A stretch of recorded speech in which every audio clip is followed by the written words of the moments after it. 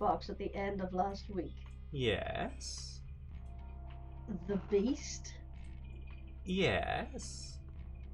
Well, we'll get to It that. was what she not? Oh no. Yes, we'll get to that in a moment. So yes, first of all, hello. My name is Des. That's my crime source and my punishment. And speaking of punishments, Vampire the Masquerade, or rather Vampire the Messquerade, the final episode. For now. This is a Chicago by Night chronicle using the V5 system. And what our darling Nicola is referring to, let me just switch the overlay 1 second. So let me also turn off the art slideshow. Is over here in the corner of the screen. You'll notice some little emotes there. An entity referred to as the Beast. If we remember Bluebird having that little moment watching the small, strange individual snacking on a werewolf bound in vines and thorns. I'm sure that's going to be nothing to worry about in the future. But yes, and also Rip Nip, lest we forget. So, if Nicola, would you like to give us a summary of our previous session? We went and dealt with some naughty puppies. We got the gang together and we went for a little hunt. Bluebird decided to run off and be bait, but discovered a horrendous creature instead and decided to nuke the fuck out of that. We then all ganged up on a werewolf. Managed to take it down. Then split up to avoid further attention drawn to ourselves because the pack was getting closer. Yes. Grigori, Tess, and Alice dealt with the second thing, which we only managed to get away with because of ambush and Grigori being a badass. Mm-hmm. That's where we left off, and thank you. Yes. As we were just wrapping up as well, lest we forget, more howls were beginning to be heard. So, since our dear friend Sephi is not here for a little while, he will be joining us much later in the episode. For the time being, we're going to compress time a little bit. This final episode, it can go a couple of different ways, and I think without Grigori, if everyone's alright with you, I'm going to compress time ever so slightly. And a reminder that at this point in time, Alice, Tezi, both of you are currently in a, I would say this, along with Grigori, you were driving out of the park away from the Lupine controlled area. However, Grigori has realized that they are tracking the car.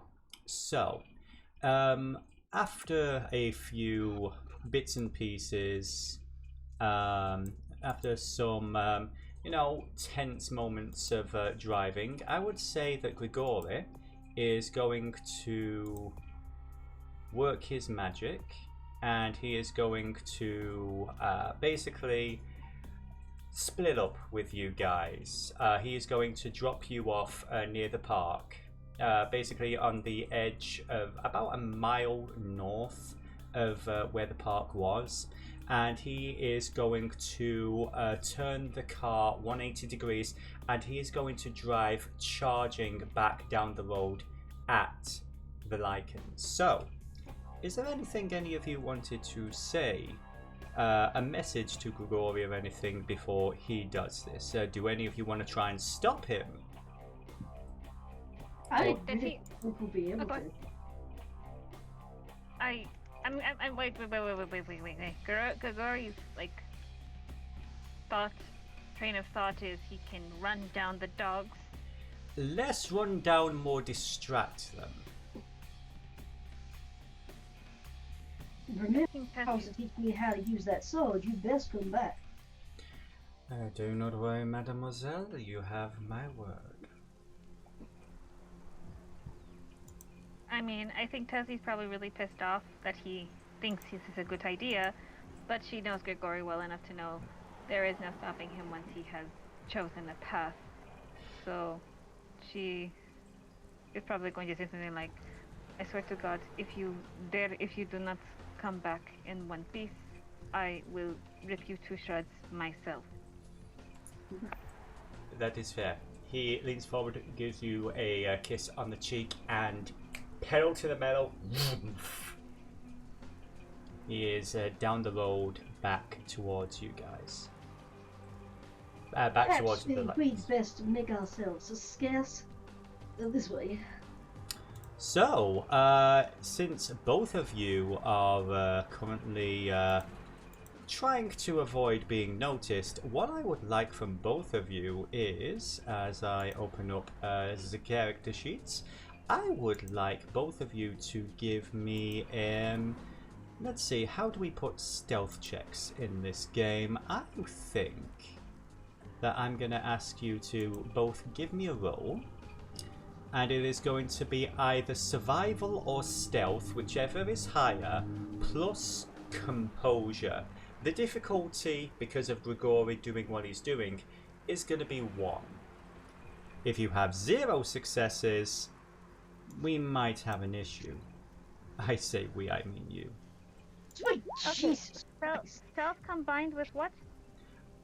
It is going to be either it's stealth and composure.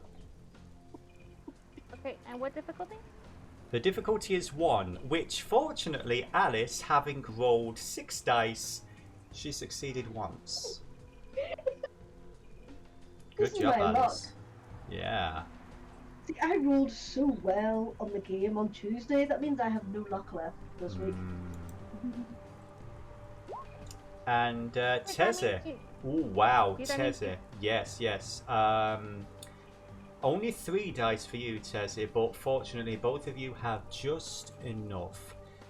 You do hear like the screeching of tires just around the corner. You hear a howl, a very angry growl. You hold it and you hear the sounds moving further and further away. It's right about this point that I would say, Celia, you have been spending your evening,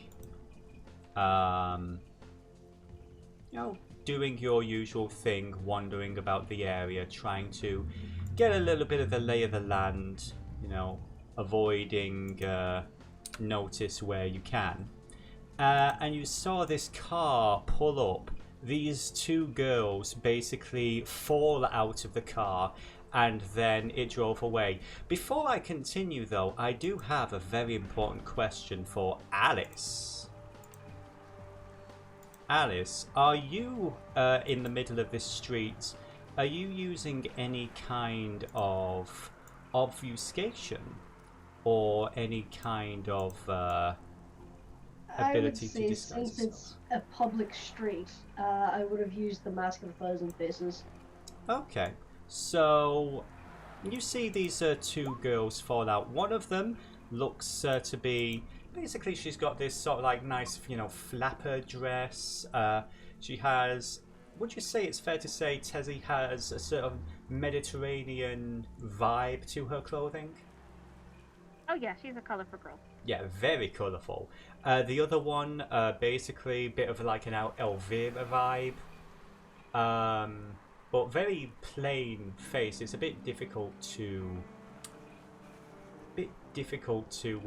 lock down any details.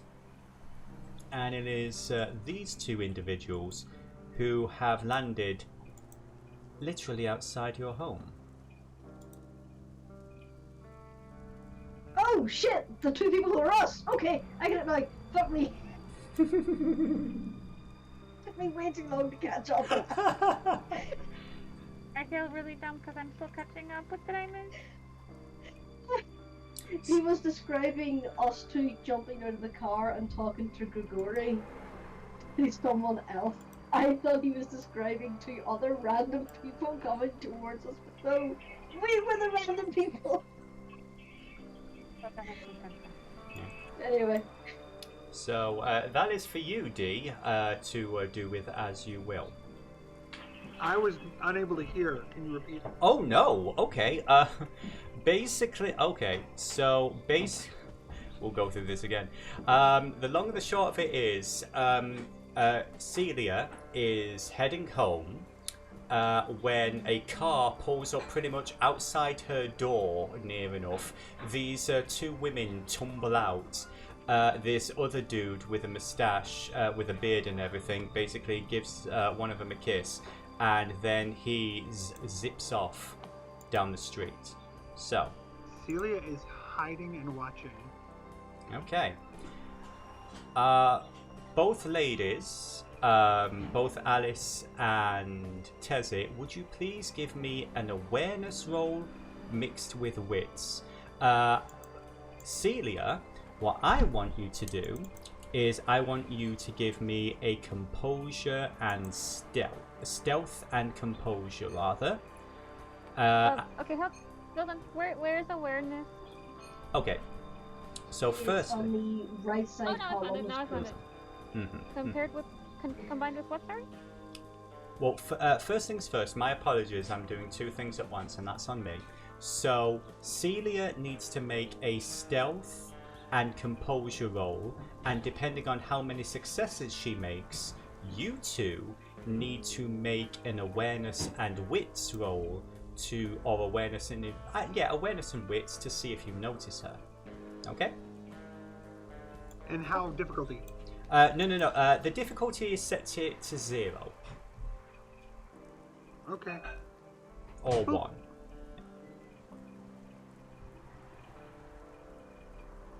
Okay. So 1 success. So yeah, ladies, all you need to do is beat 1 in order to notice this figure. What's the difficulty? Well, the difficulty is 1 because that was Celia only got 1 success. Yeah, both of you basically, you hear a little bit of a rustle and you see this woman. How would you describe Celia?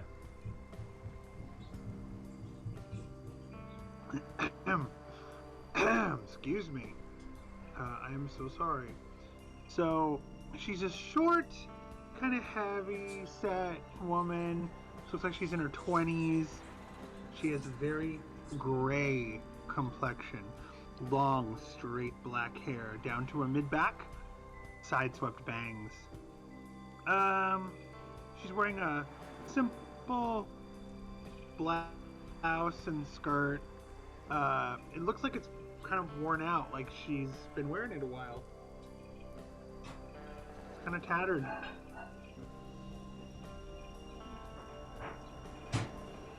Pretty much How like. do you want to handle this test?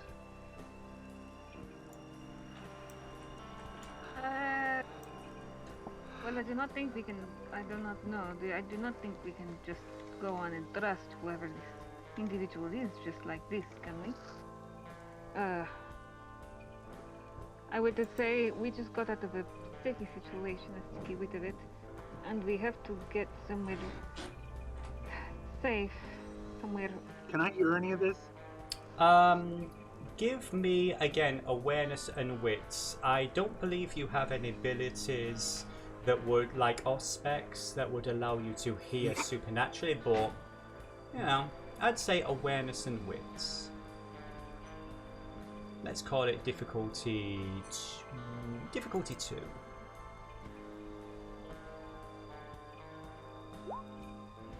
That's 2 successes. Yeah, you're hearing this. Wait, and now I have a question though. That was what I was gonna ask. Hello. Yes. Can we tell that she can hear us? You can because of the way she's watching you with curiosity. I would assume. Isn't that a safe bet, Navillo? I think that's reasonable. Yeah, because they detected me and I'm like staring at them like, wow, what am I I seeing? Who are these people? What's this about? Right. Perhaps it's best we walk away from the staring lady. Yes. No, This is don't go. No, I don't go. Come here. Come here. Sorry. Well, now that is definitely not the way to go about getting someone's attention. My God, you were calling out at us from a bush in the dark. What's wrong with you? I'm trying to keep safe. Come here. You don't know I- what's around here. It's dangerous. I Come just here. realized come that here. I My would prefer microphone is you not to plugged come in. out over here. If you want us to trust you, you must show us trust in return. How close am I to where I'm staying? You are basically in the front garden. The house where you have been spending your time, it's a fairly simple, cheap, one-story building. Yeah. Of course, you know about the basement, but there's like a tree and a couple of bushes at the front, Yeah. and you are pretty much standing like half behind the tree, like this. So Pretty much she kinda, exactly like the portrait picture, yeah. Yeah, she does an awkward tiptoe over to them and, like, looks exasperated and says, "Look, there's things out here. It's safe in my house. Come on, come on." It's dark out. That's when things happen. Because it's dark out, right? It is very dark. I would say both of you would know that now that she's saying this and you're looking around, there does seem to be something about this place. My The name is Celia. Come on. Okay, but like I'm sorry, like in the sense that like vampires we come alive in the dark. Why would we be scared of the dark? I'm trying to think. Did you just say say that out loud? Yeah? Did you?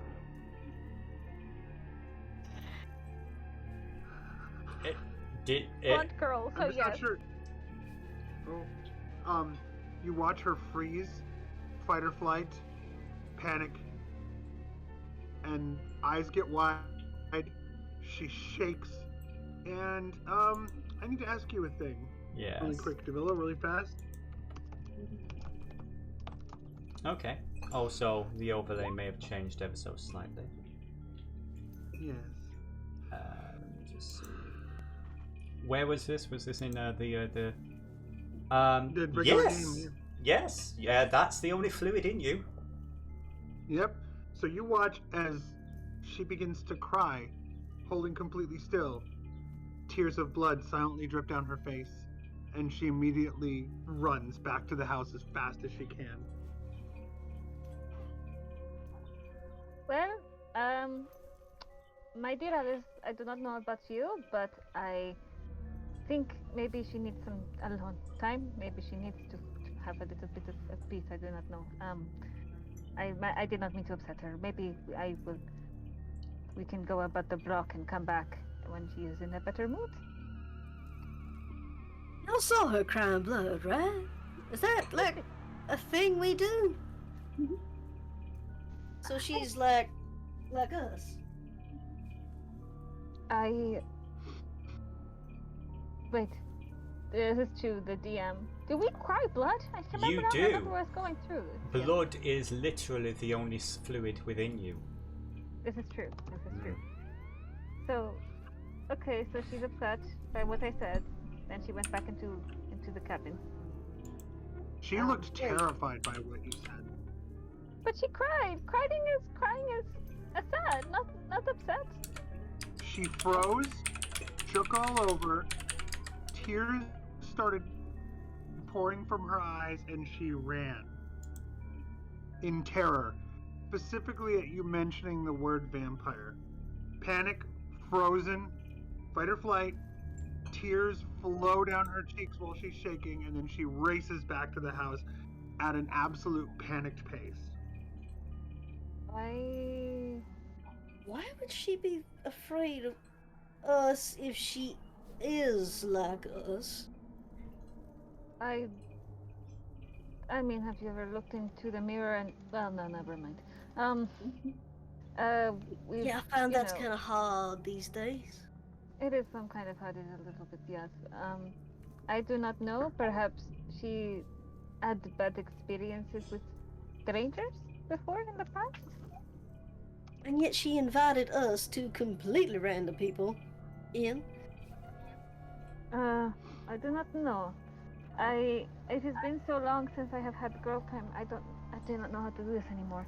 Okay, let me think. Oh gosh, this is what happens when your only company is a 40-some-year-old man who only listens to cool jazz way too loud. Okay, Sweetie, alright, I'm of an age where that's kind of creepy. But sure, whatever. You're probably like a few generations older than him. I don't know. You know, I mean, the jazz is good, but you know, the saxophone after a while, it kind of depresses you, and he never cries, so you know, I don't know. Let me think. Perhaps, maybe oh gosh, maybe she thinks that we are one of those people from the clan. I mean, you know, there are some crazy vampires out there. I'm sorry to interrupt you, but I just noticed something. We are openly talking about this in the street. Perhaps it is best we get out of here, because we are still kind of within sniffing range of the puppies. Oh yes, the doggies over there. Speaking of... Trying to make a decision. Are we gonna duck into this house with the crazy lady? Or are we gonna, like, head into the sewers and try and get back to my territory? I don't... Okay, how far away is your territory? She, like, taps her foot on the manhole cover. Oh, your home is literally underground. Well, it's just a good couple of blocks away, but it's easier to traverse down there. I mean, okay, this is... I don't... Okay, okay. I feel guilty. I feel really guilty, but... I mean, I do not know. Do you think we can trust this... This strange woman who cried when I mentioned our blood? You know what? Maybe she does not feel very comfortable around vampires. Maybe we should try the underground just a little bit. Just, you know, I'm okay with underground. You know, it is okay. You know, the underground and all that with the song, like the Bowie. Do you know the Bowie? So, ladies, I'm while aware you're of the having Bowie. while you're having this conversation, I'm the storyteller must inform you of multiple things that are happening. Firstly, the sound of the streets. This particular area that you're in is fairly quiet. You are literally at the corner of this, fairly calm-looking street before you get towards the freeway that leads to the park that you came from and everything. And you don't hear a single car. You don't see any movement or anything. You don't hear the howling. What you do see is the mist that covers the area that you came from. Now, mist you would have seen before is, fairly simple, plain, normal, white. This mist, however, there's something odd about it. There's a weird greenish blue tint to it. And as you're looking around, other details begin to coalesce, such as the lights flickering up and down the street. Apparently the wiring here is not great, and as you're watching, you see one of the lights at the furthest end of the street go out. Okay, I've seen enough horror movies to know this is when we gotta go. I ain't gonna have time to lift this thing. We're going in that house. Let's go. Let's go. Alice is not, like, practically dragging Tess at this point. The final thing I was going to say is that there wasn't actually a real manhole cover on the street because it's such a small area. So, but yeah, that works too. Yeah. Oh, all right, all right. Well, we are not separating for anything because I have seen the horror movies too, and I know that this is the first mistake that everyone makes. So we stick together no matter what, okay? If somebody tells us, do you want to go see do you need to go to the bathroom? We stick together like glue. Got it? Got it. You still got your weapon just in case? Yeah, I always. Well, yeah, I still have 2 bullets, but I do not know that will not work. But I still got 2. Same here. And Same here. Let's keep these close. Come on, seriously. This is creeping me the hell out. Lady, crying lady. So- yes. Celia, as your, I would say, as you'd, did you bolt the door shut? As you went into your haven, did you lock the door behind you? She did not. Okay. She has So- other things on her mind right now. Okay, so nobody comes to the front door, but as you're knocking on it, do you test the handle? Sure. The door opens very slowly, with a very somebody loud is- creak. Somebody is cranking. God. Do you look? Falling into silent look- hill. Do you look back at the street where you came through? Alice doesn't. Does Tezi? Yes, I look back. Three more street lights have gone out. Oh, get in the house, get in the house, get in the house. Okay. As Tezi locks the door, I'm going to ask one more time from Tezi. I want Tezi to give me a wits, an awareness and wits. The difficulty for this one is going to be 3. God, I'm like this. This is like totally. I'm feeling the horror. Oh, this is a good way to end things. 1. Okay. All you see, the very last thing you see is you see a silhouette of something. There was a figure there, moving from shadow to shadow, approaching Creepy. the house. Bastard is chasing us. So, we find ourselves. Oh, hi, Grigori. Yeah, sorry. Let's let's get rid of you. Sorry, Grigori. Sorry, Grigori. Long enough. Welcome to my house party. Amiga? There are peephole in the door. Did you say there are people in the door? Is there a Peephole. peephole? Oh, Well, here's the question. Oh, there we go. Yeah, let's put. She's going to be over there, out of the way for the time being. That's fine. I love how she's like on my screen. She's getting closer and closer to the very edge. That's what I was doing, yes. Yeah. Okay. Okay. So you guys both enter into this room. It is the general air of this building. It's very low rent. This does look like a place where someone lives, but it's kind of. It doesn't look like it's been that well maintained. There's a slight layer, not a thick layer, but there's a little bit of dust. It doesn't look like they really pick up after themselves that well. It's more of like a sort of like almost open plan. There's a few rooms and everything. There isn't an upstairs that you can see, but I would say there's an open living room that leads on to a kitchen and maybe some bedrooms towards the back. Maybe stairs leading down to the basement. What is it that you're Fucking doing? basement. Alice is going to double check the door is locked, and is there a peephole? There is actually a peephole, yes. Against my better judgment, Alice is going to have a look. Okay. As you give me an awareness and wits, please. An awareness and wits. Yes, please. Difficulty 3.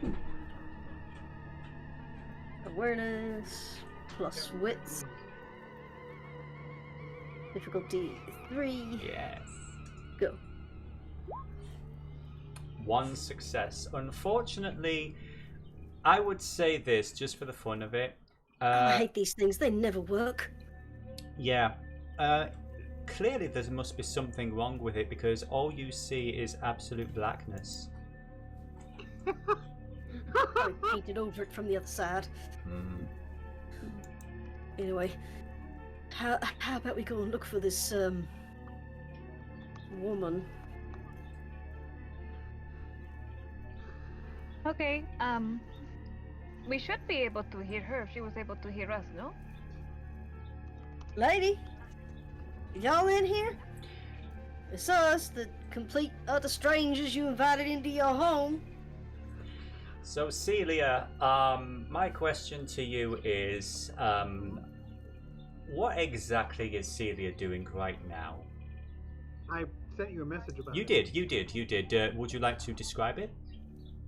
Okay. Yeah. She's currently in the kitchen. Under the table. Hiding, holding as still as she can. Trying not to breathe. Trying not to make a noise. Fortunately, the good thing about that is you do not need to breathe. And haven't had to for the past 3 That's what I'm weeks. saying. What are you talking about? I'm breathing all the time. Oh, wait. I would say stealth and composure. I'm actually going to make this a difficulty of 2 for you because you are a little bit on edge. Yeah, a little bit. What does Celia want out of this scenario? Oh. So she, what am I rolling? Let's call it stealth and composure. Stealth and composure. Yes. Difficulty of 2. Oh man, I wish these were all in alphabetical. I can't read very well anyway. I know the way it's Difficulty what? Difficulty 2, please, my dear. Yes. Yes. 3 successes. Ironically enough, it seems so cartoonish that they wouldn't be able to see you, but I would say that you guys are going to need to make an awareness and wits roll, or something else you may wish to roll, a different combination of skills if you want, like investigation. Actually, let's make something involving investigation. The There's a whole bunch difficulty. of junk and garbage underneath the Yes. table. That's why they can't see me. Many shadows as well. Yes. And Many shadows. Investigation and what, sorry? Bear with me one moment. Let me. My character sheet had disappeared. I basically have I have my DM screen finally for this game, and it's got all the information I need. So give me investigation, and let's call it investigation and intelligence, or investigation and manipulation if you want to try and coax her out. Do we both do that? If you want, you can try something different if you like. Difficulty 2, you said? Difficulty is going to be 3 because she made 3 successes on her stealth and composure. All right. Alice. Yeah, you can roll if you like, Tezi. Can I try perhaps singing us? Well, I mean, actually, not me singing. I'm not going to destroy your ears with that. But could I try maybe singing a song to coax her out? Firstly, you have a beautiful singing voice, and you know Yes, it. you do. Secondly, you may do Don't it. make me go bap bap bap. Yeah. Secondly, you can absolutely try that. All right. So, okay, because I remember I have persuasion because I've used it in the past, right? I think that was persuasion. Was that persuasion? No. No, it was not right. No. If you don't have dice in that, what you can do is... I think I have one. Yes. But what was the last? Okay, the last time that was awe. I can't use awe for this. You could, in theory, you could. If you're trying to draw her out, you could use the blood to try and make yourself really appealing to this person. To come on out, little children, come play. Yeah. Okay. Yes. Okay. Yes. Let's go. Let's go. Focus on the thing. Okay. Come Okay. play. Now my question is, with awe, is that free to use, or does it require a rouse check? Remember. It should say if you pop the little plus sign next to the power, it's going to open up, and there's going to be some information about what the cost is. I cannot see. Where is awe? Why can I not find awe? On the left-hand side of your character sheet, it should list all of your disciplines. Or is listed under presence, I believe. Is that under charisma? No, that's not it right now. No, it's going to be on the left, near the bottom of your character sheet under discipline. Oh, there we go. Now I found it. Okay, it says it's free, one scene or until intentionally ended. That's anyone in the presence of vampires. So it's a free throw. Okay, so I believe according to that, all you need to do is roll whatever you want, but you add however many points in presence that you have to that dice pool as well. So I if have you 2 had points, so I would add 2. Yes, you add 2 dice. All right, so let's try, I guess, persuasion.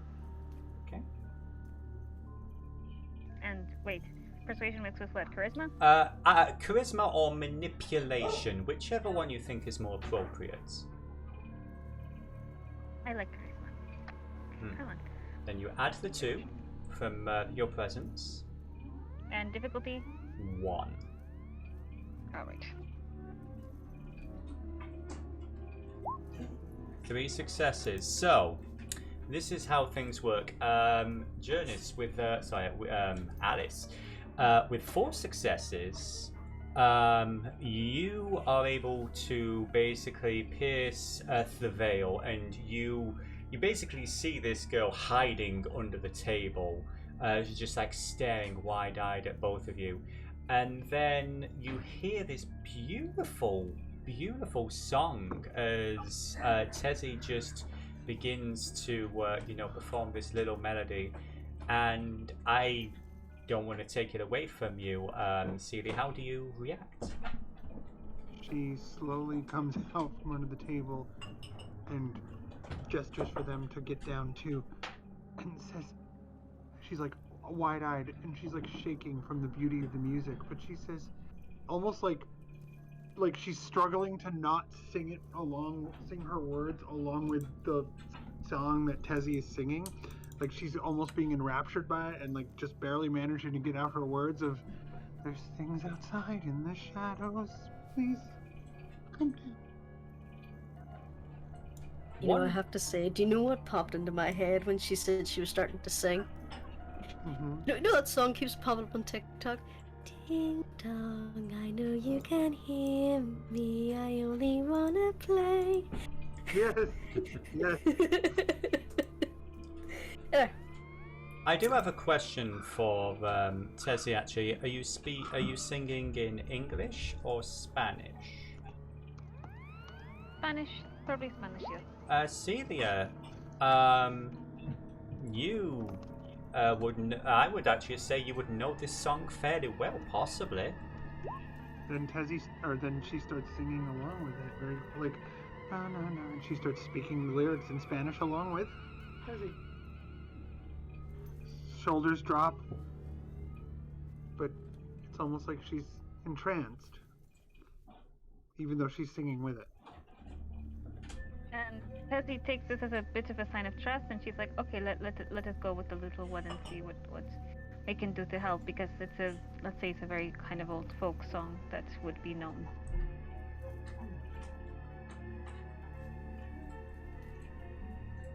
There's things outside. perhaps it's best if you come out from under that table so we can have a face-to-face conversation and you can tell us what you think you saw outside. Or we can go somewhere else to hide that's a little less conspicuous. No, they don't come here. You see, there's things out in the shadows, and you're never alone here. It's not what's out there. There's things out there, and they're everywhere, and they're always watching. There's nowhere safe. Wherever you go, you never can be alone anywhere. You could go into a room, they're always there. We can go down to the basement. I have food in the basement. I am not going into the basement. I'm sorry. I like you very much, but I'm not going into the basement. It's no more or less safe than anywhere else, but try to be quiet. The singing is beautiful, though. The singing, it's nice. I haven't had people be nice in a while. This is where I stay. My name is, Celia. Who are you? I am Tezi. Yes, and I'm Alice. Tell me, are you alone here? How long have you been here? Let's see. Time. How long? I don't know. I'm not sure. When you can't be awake or asleep, and you're awake and asleep, and then there's things looking at you all the time, like you're in the middle of a crowd, even when you try to be alone, even in the dark, especially in the dark. I don't know how long it's been. I don't know. How long has it been? It has actually been 3 weeks for you. Oh, I know that. Gosh. Alice is gonna lean over to Tezi and go, this Kindred has lost her goddamn mind. Yes, I do agree that I think the loneliness is. Oh God, I'm sorry. I can't say it without Britney Spears coming into my head. Okay. Do it. It's killing so me, lonely. and I'm so lonely. I have to stay in the shadows. I have to stay in the shadows because I'm safe in the shadows. In the shadows is where I'm safe, but it's also where they are.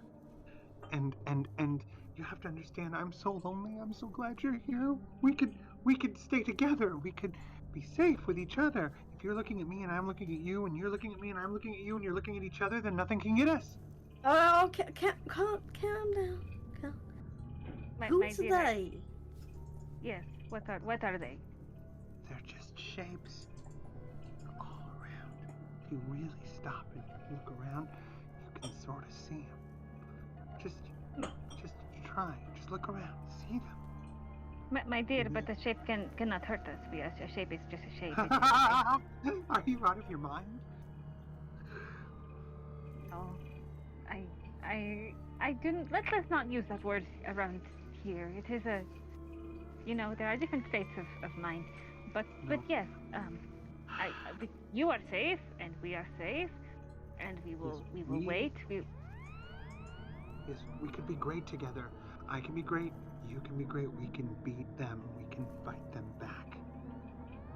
I will be great. I will beat this, and you're gonna help me. You were meant to come here. The shadows are keeping me safe, and they'll keep you safe too. As long as you're staying here with me, everything will be fine. It's at this point that the light in the kitchen turns itself on. Alice is immediately going to start looking around for a light switch or anyone else in the room. You watch as Celia tries to find the nearest shadows. Across the shadows would probably be back under the table. She is under the table again. Come down. Okay. We can stay in the shadows. We can be safe. We can be safe here. Don't you understand? I want you to be safe. You're my new friends. I want to make friends with you. Please be my friend. Yes, we are still getting to know each other. But yes, that sounds like an interesting prospect. But I like the light. The light is good. The light is nice. So long as it is not sunlight, we pretty much enjoy the light. The light hurts. The light's dangerous. The light's how you get hurt. Oh no, sweetheart. Fire is how you get hurt. Fire bad, fire bad. But no. Light is good. Light is light. Light is life. You know, light is. Well, I mean, technically, for us, the shadows are off the life, but you know what I mean. It's there is a No. balance. I have no idea what you're talking about. Are you like me? You were meant to come here, I know it. Is there any way that Alice can determine that she's like Alice? She's a fresh turn. Give me. Let's see. How would this be? I would I say gotta get up this and get a is drink. I'm gonna be right back, y'all. not a problem. You can try giving me an investigation and intelligence, or medicine. I'd say, okay, I'm going to give you an option of 3 skills. It can either be occult, it can be investigation, or it can be medicine mixed with intelligence. Whichever of those 3 works. Investigation. Yes. The difficulty for that would be... let's call it a difficulty of 2. The hounds. The dogs. The hounds, the hunters. They're coming. I've been hiding from them, you know. I've been hiding from the hunters and the police and everyone else. They're not really your friends. All cops are monsters.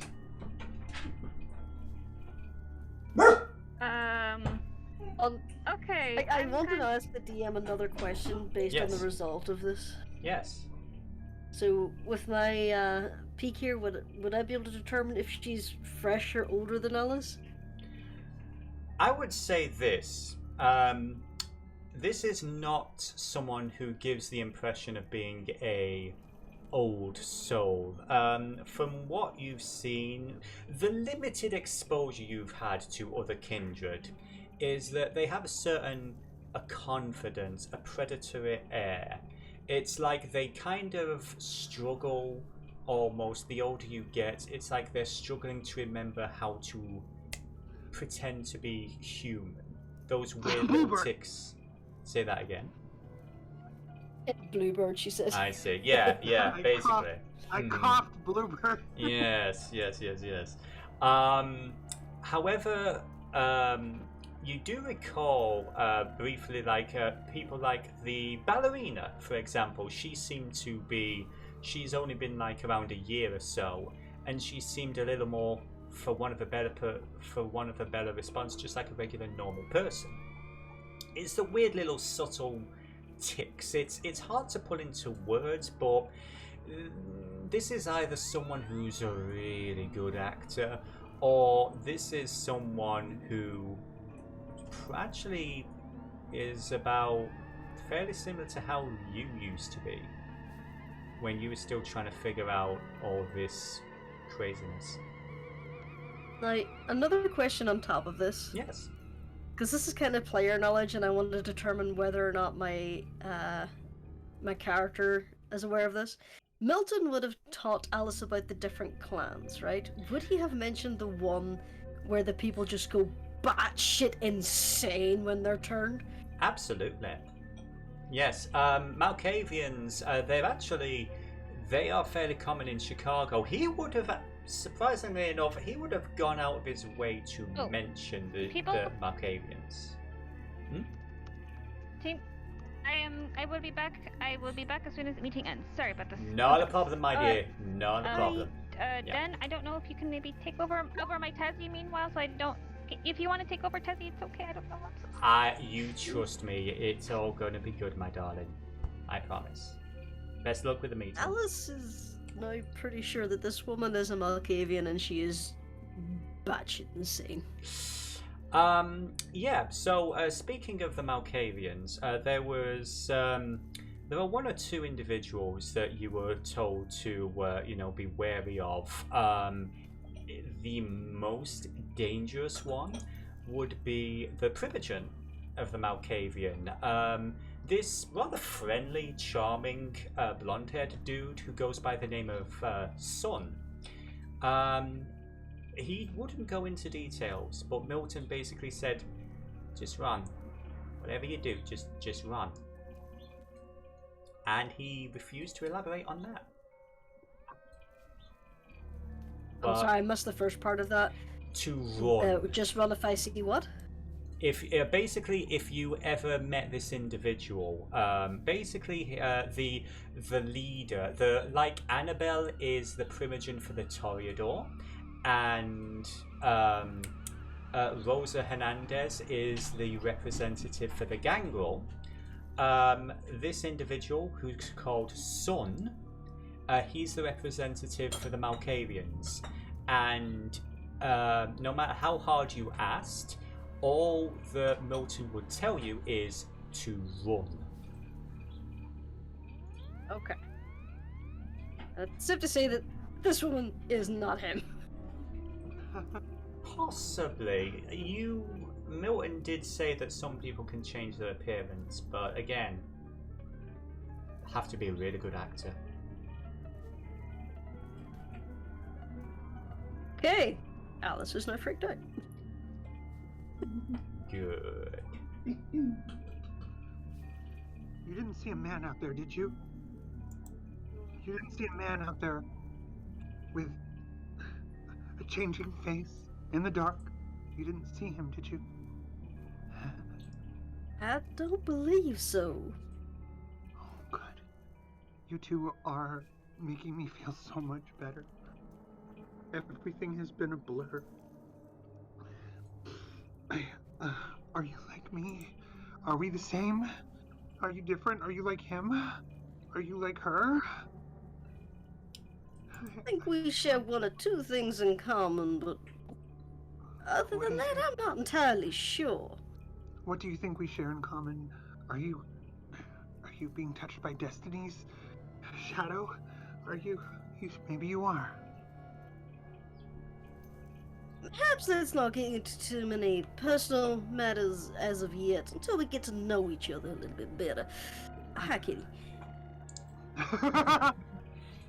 Suddenly, a cat appears. Don't mind the cat. The cat is safe. The cat is a harbinger of the shadows, like all cats. The cat is a plush toy you pushed across the floor. Yes, it is. But you see, here's the thing. If you look at the cat and you focus on the cat, you look into the eyes, even if it's just a plush, it lets you see into the space that is, and then all the things all around can fade away a little bit, because you can say, this is here, this is real, this cat exists. It's not separate from you, but also watching you. It's just a thing. The things in this all around, they are different. I need your help. I don't know what to do next. I'm so afraid. And why precisely are you afraid? The light switches itself back off again. She gestures up. I was just gonna look around for the light switch again. It's like, what the fuck is happening? That happens. It's them. The things that surround this house. You see, this house exists. Once you step too far beyond it, you could be anywhere. Here it's safe. And I have food downstairs, and I have friends. You too. Well, initially I was starting to think that them is just faulty wiring, but now that you have mentioned you have friends downstairs, I'm a little concerned. No, friends are you two. The food is downstairs. Are you hungry? Not at the moment, no. I just had a big dinner. I am. I'm starting to get hungry. I'm hungry. Why don't you go down and grab yourself a little snack? Me and my little friend will make sure that it's safe up here. That sounds good, doesn't it, GM? It absolutely does, yes.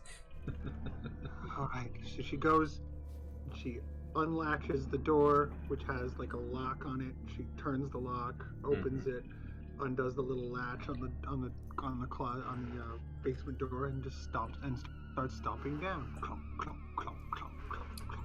Okay. Hello, food. Before we get to the basement scene, Tezi, I would say this. Tezi's just going to look at you, Alice, and be like, I'm not going to do her voice. Just give you the universal shrug. Very tempted just to lock that door and get the hell out of here. Tezi turns to the door, and as she reaches for the front door, you see the handle, and at the top where there's a deadbolt, you just see it go.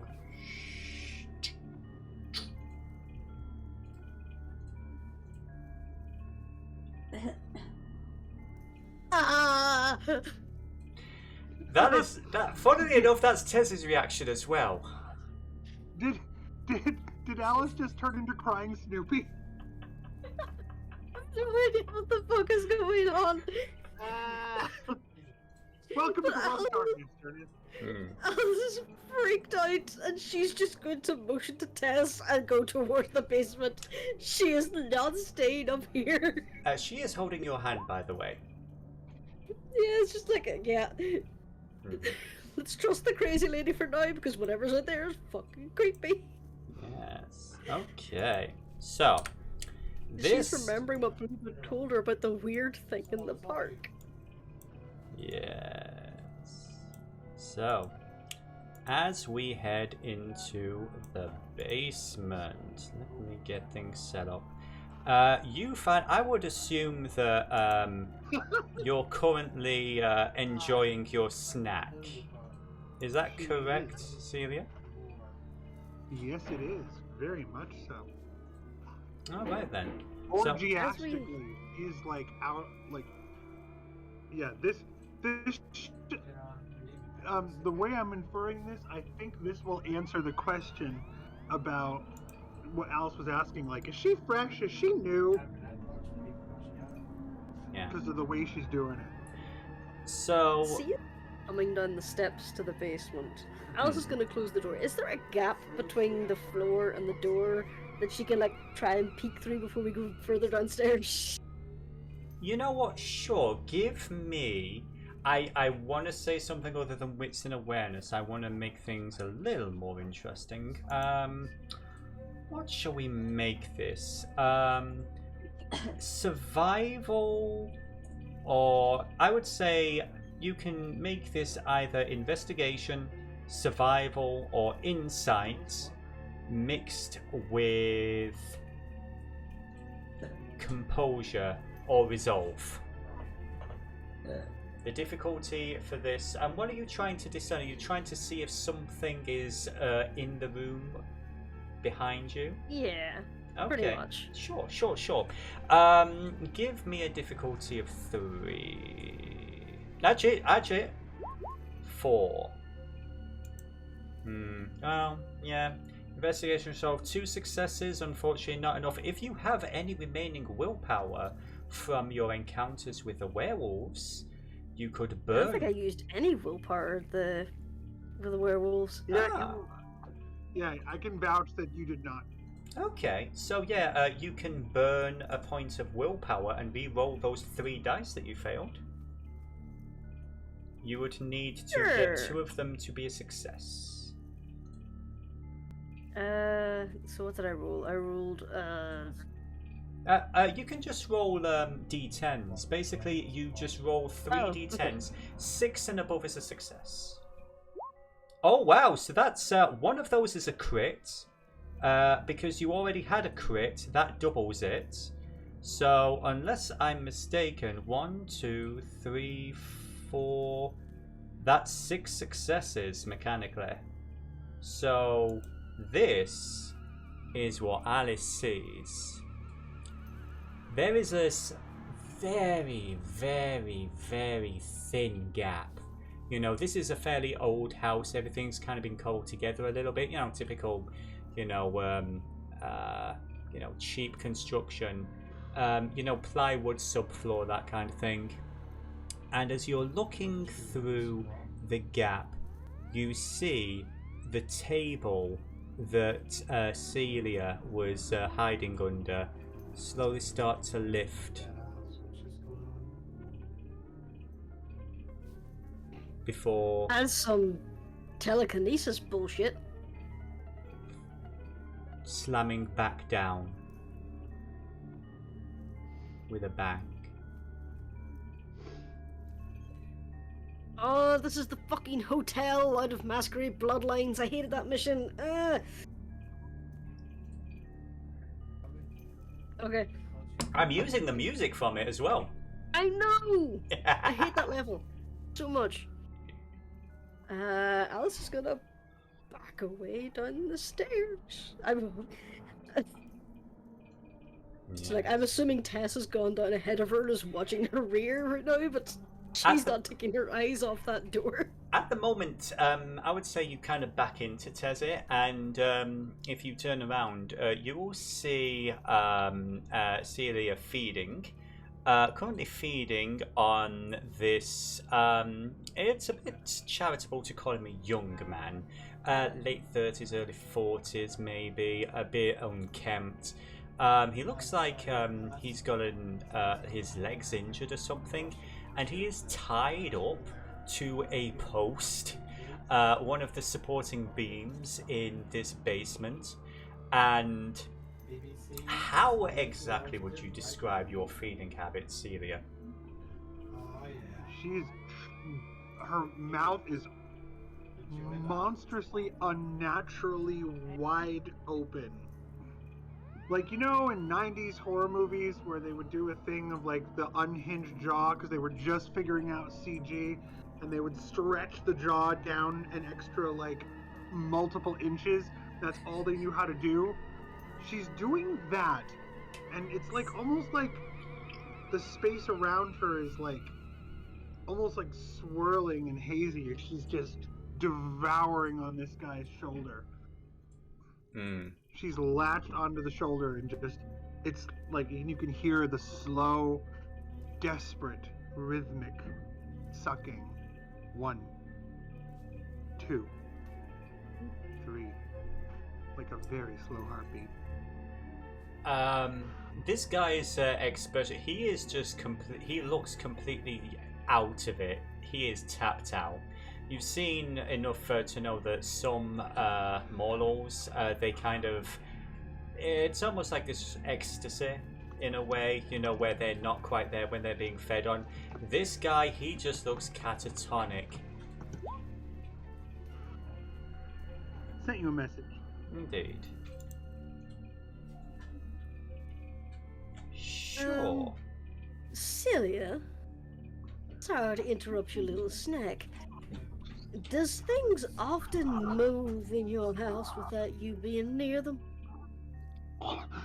She pulls her mouth up and looks, and then he starts to stir, and then she waves a hand over his face, and he calms down again. And then she looks over with bloody lips over at Alice and says, "I told you there's things in the shadows. You want some? He's really good." And then she bends back down again and starts sucking. No, I just had a big meal myself. You haven't had any of that kind of random bullshit moving down here, have you? Anywhere there's darkness. It's like they're not friends, they're not enemies, and I'm never alone, but I never get to be alone. I'm done. Thank you. She looks over at the guy tied to the post and says, "Thank you. You're keeping me alive. Thank you." She reaches over and kisses him in the middle of his forehead. "Thank you so much." And then she moves over and she takes a deeper breath and she calms down. And I assume I can take away a hunger, can't I? You can remove 1 hunger, yes. That's what I was meaning, yes. So I would say you can't go below 1 hunger though, because the only way to clear your hunger would be to kill this dude. Yeah. Not that Or you eat a know werewolf. that. No, not that I would know anything about that. She says, "He's helping me. I'm calmer now. But yes, Friend of yours? Tezi, very good friend. He's the one keeping me alive right now. I have to eat. We all have to eat, don't we? Yes. So tell me, how often do them annoy you in the shadows? All the time. They're always here. All around this house. That's why I can't leave, except I can go a little distance when I need something. But then she gestures back to the guy when I need something. Then she says, but then I have to come back. There's a fog of darkness everywhere.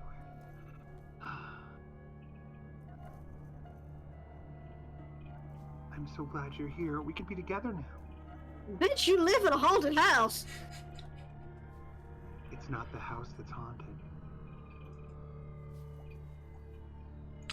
I would say at this point you I start. answered that in the most coherent sentence possible. It's me very freaked out. What do you mean it's not the house that's haunted?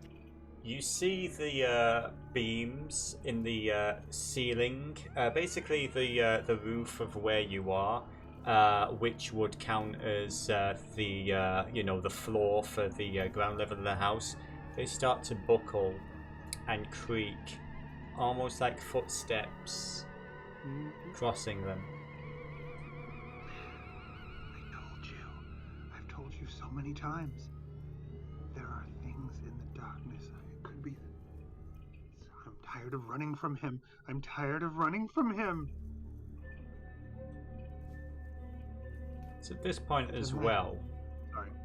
it's a little bit muffled because you're all the way down here in the basement. You do hear it's like a knocking at the door.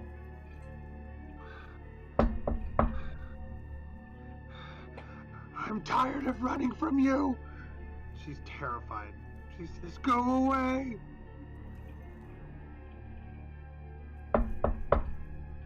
Leave me alone. And then she looks over at Tezi and Alice and says, don't answer that. Tezi's looking a bit like, I mean, it could be Grigori. It's another friend? I think Grigori would have called out by now. Grigori, is it you? I don't think it's Grigori. Yeah, not Grigori. Alice is going to open her coat up so she has access to her gun. I have a question. Hello. For the DM really quick. Yes. There.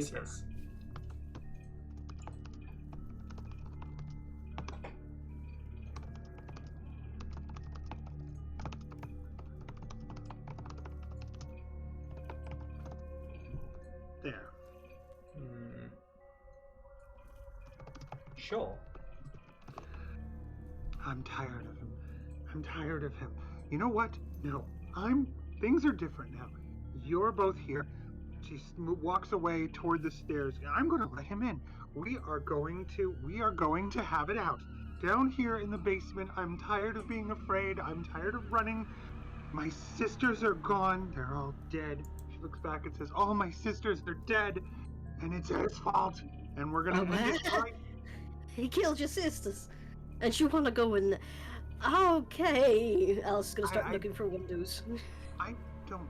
Did I kill? So here's the thing. As you're looking around, there is a small window. Basically, the typical, slight little slit where some light is being let in. Because again, there is zero natural light. That's the only natural light that's coming in from the moon.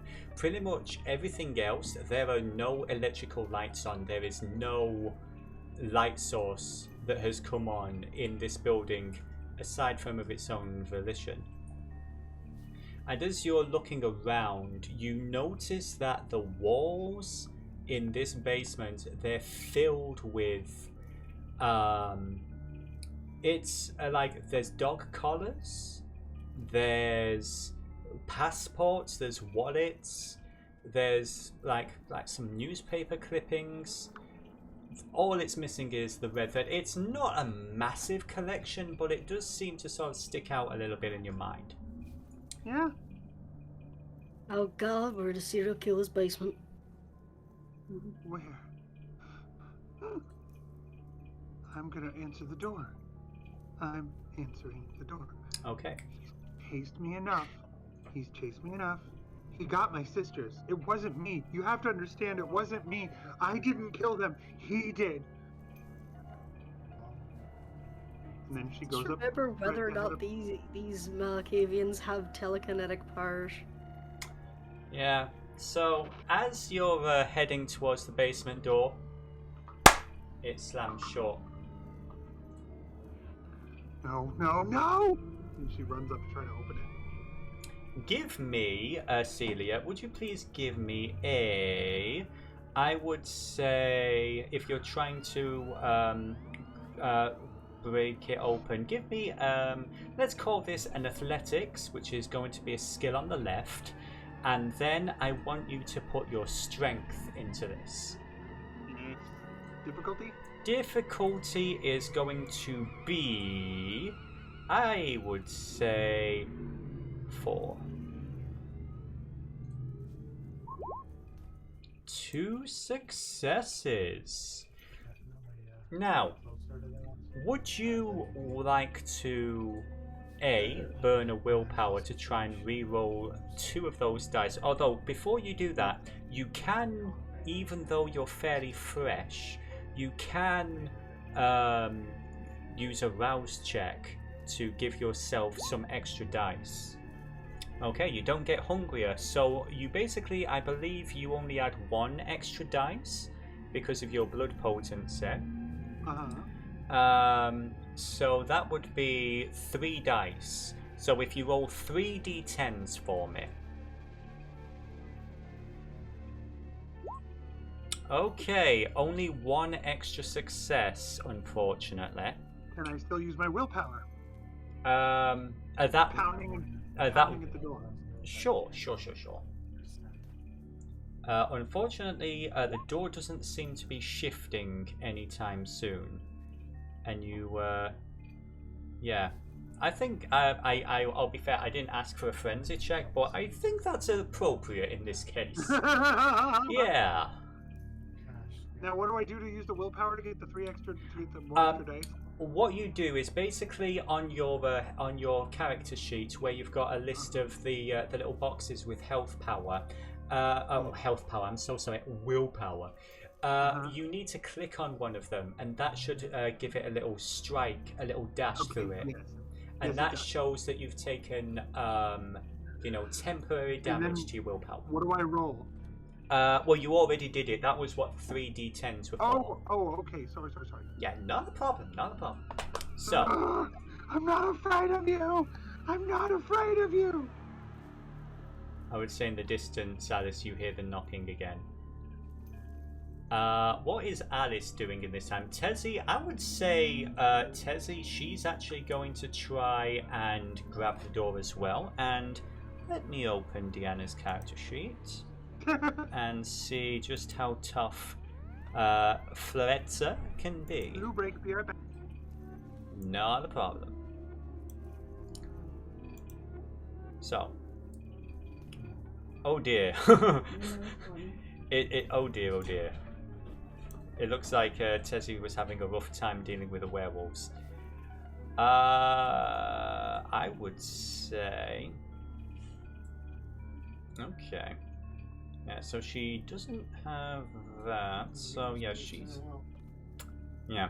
So I would say Tezi is going to be grabbing hold of the handle and she's trying to lift it. You hear a slight squeaking of metal bending, but the door is held shut. What is Alice doing? Alice was gonna go and see if she can. Let's see. The window's too small to climb out of, isn't it? The window is about, basically it's pretty much this tall and about this wide. I mean, if you had a rat or a ferret, you could send them through it. That was a very Why did you have to thing be so say. delicious? Oh, thank you as well for the reminder. A little bit of bookkeeping, because unfortunately, you have caused harm to your own touchstone with Nip. So this was bookkeeping that we forgot about in the last session. So where you have your willpower, oh sorry, not your willpower, your humanity, there is a little wheel on the right hand side. I want you to click that, and I want you to add the number 3, because you have incurred 3 stains on your humanity. And how you resolve that with something that will come up at the end of the episode if you survive. Okay. So, at this stage again, Celia is now banging at the basement door, and there's knocking coming from somewhere up above. Yes. Little guy's out cold next to us. He's not completely. He's sort of like catatonic. There's a slight gurgle, you know, a whole like. But other than that, he doesn't seem to be doing much. Is there anything she can do to trying to determine if this telekinesis bullshit is emanating from her, or if it is an actual haunting of the house? Is there like an occult check or something she could do for that? Well, here's the thing about Alice. You're a fan of Bruja, are you not? You, one of your touchstones is actually a occult YouTuber, so you've watched plenty of haunted house videos. You've read up on some stuff, all the things that your family considered you dark-sided for, and all that bullshit. So I would say, give me either an academics or an occult roll, and add your intelligence, and I will give you 2 extra bonus die. The difficulty. Hello. The difficulty, I think, for this will be 2. Okay. 4 successes. 4 successes. There are considered to be many different types of supernatural phenomenon. Hauntings, spirits. There are some people who think that certain objects themselves have their own spiritual energy that is, you know, grown over time. There are some people who think that the spirits that have passed on from the other side can come back and possess other people. There are some kind of spirits that, you know, they're basically angry, restless spirits that can, you know, poltergeists, basically. At the moment, from what you've seen, especially with that freaking table, this might be any one of those 3 things. Possibly a poltergeist.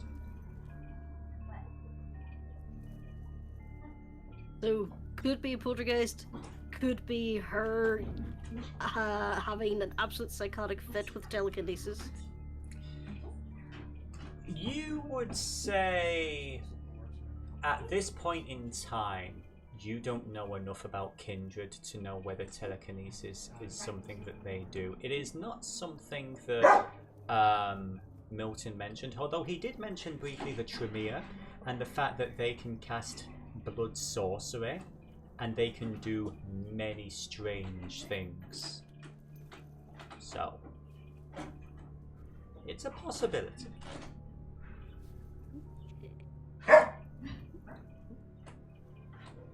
So Celia's still trying to get that door open. Yes. Celia, what... so both you and Tezi are trying to turn the handle.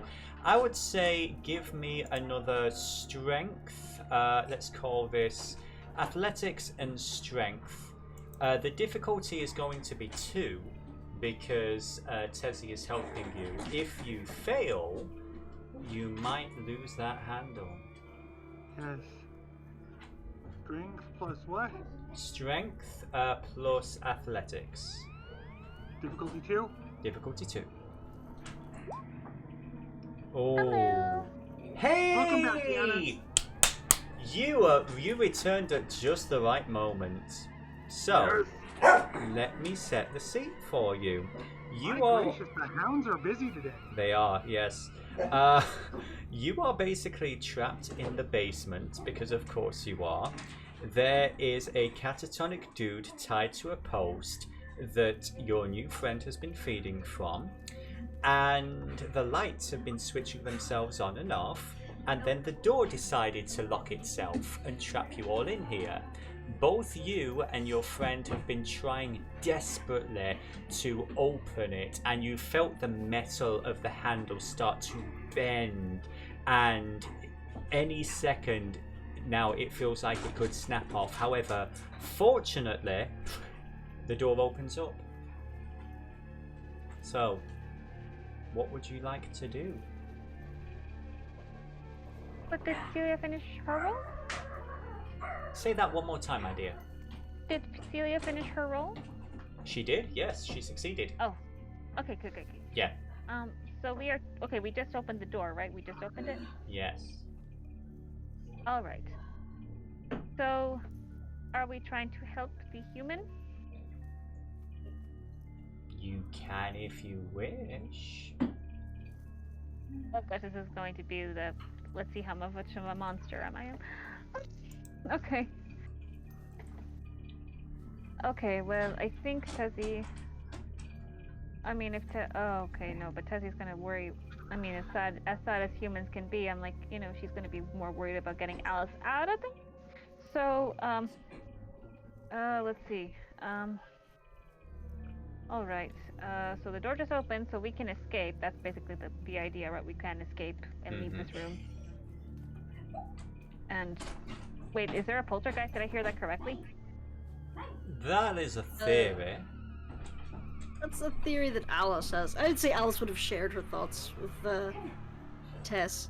But for now, whatever it was, as we were upstairs and Celia went downstairs, something started to unlock and open the front door, which is why we retreated to the basement in the first place.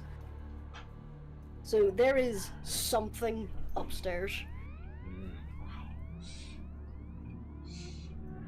Oh, All right, also. there's something upstairs. Something is upstairs. Just go ahead. Can you continue? You were going to add something. No. I just noticed that our dear Sephi has logged into Roll20, so. Yay! Perfect. Yeah. Sorry. So we'll soon get it. So, okay. So, okay, thinking about this, I would think. Alright, so, okay, what did Alice share what she wanted to do? What did Alice just try to do and neither Alice is fail? kind of freaking out. She wants to get out of here, but the only way out is to go up those stairs, past the crazy lady, and possibly into a room that is haunted by a poltergeist. Oh, we're going to go from one locked basement into a locked room. Oh, I see now. Okay. This is a catch-22. Oh, you sneaky DM, you. I'm sorry. Let me see. Alright. Yeah, but if we head up there, if that is a poltergeist, it could be very, very unfriendly, or it could be her somehow managing to manipulate things and just being insane.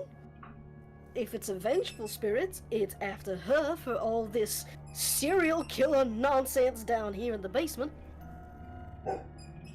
My dear, I have been about many things in this life. I do not think that a ghost is the least of my worries. You know, I do not, you know, my as my mother used to say, you do not fear the things that go bump in the night. Fear the things that make the bumping. But let's see.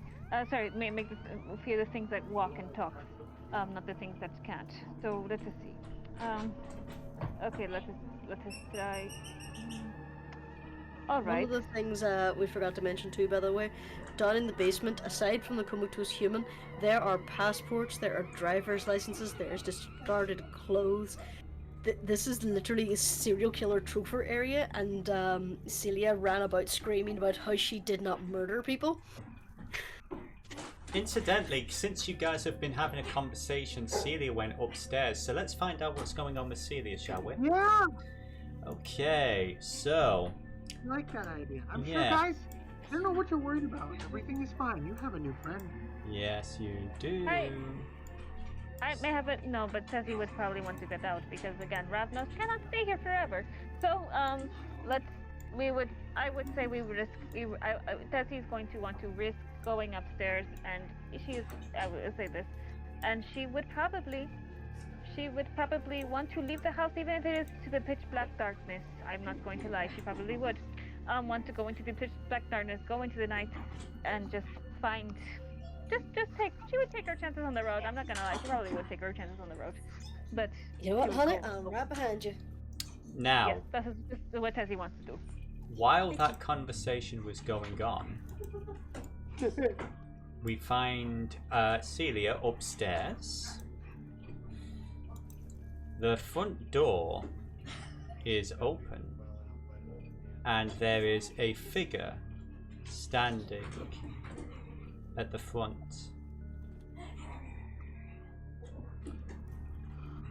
He's in silhouette. Tall. Well, I wouldn't say very tall now we think about it. Say 5.5 feet. Doesn't seem to, I would say like, you know, bald head. You don't see much hair and everything, but you do see the slight gleam of reflected light in their eyes as they stare at you. What do you do? I say to myself,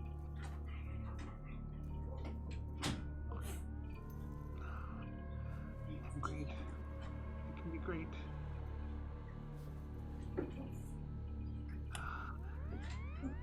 And then Sheila says, "You've chased me long enough."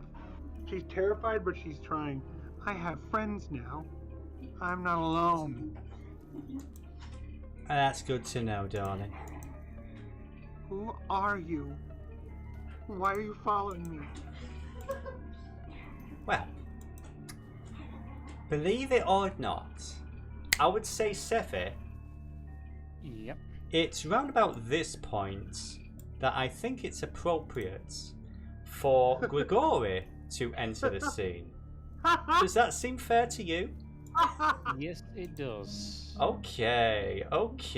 So, Grigori, basically, as you were able to deal with the werewolves, you were able to lead them off.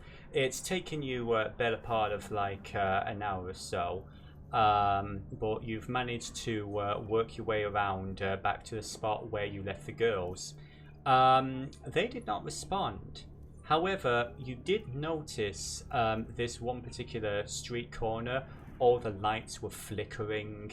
There was a weird mist around, and I would say, even though it doesn't beat, your heart probably sank a little, and I would say your hackles might rise a little as you see the familiar form of Tally, the hound, standing in this doorway. So, Grigori Syracuse, what would you like to do?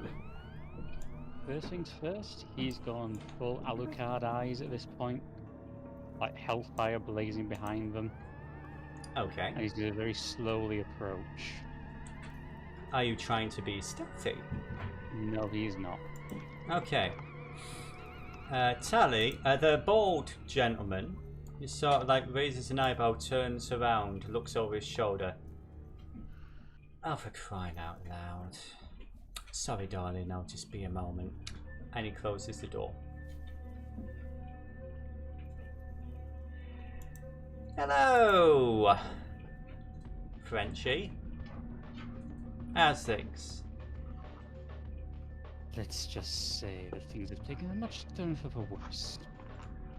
Oh, I'm sorry to hear that. Anything I can do to help with that?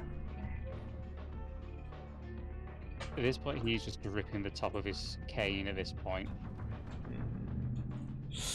You know, full disclosure, I'm not really here for you. This is kind of private business we're kind of intruding on. Although, how about this? I've got somebody I need to have a conversation with. You've got some people in there that you want to take care of. I have been trying to get into this house for the better part of 20 minutes.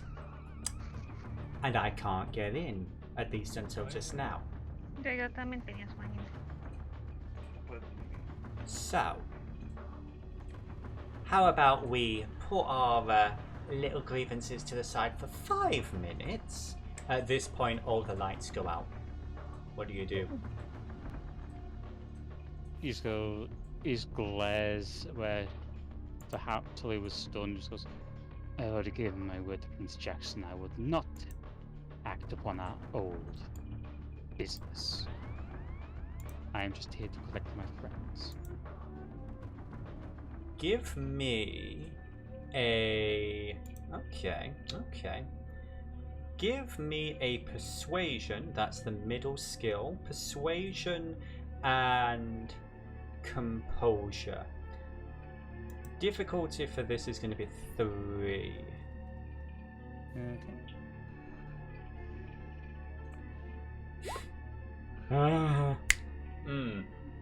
Okay. Okay. So that's a bestial failure. Now, Yipe. so this is now your compulsion. I think this makes perfect sense. I think this is very appropriate in the scene.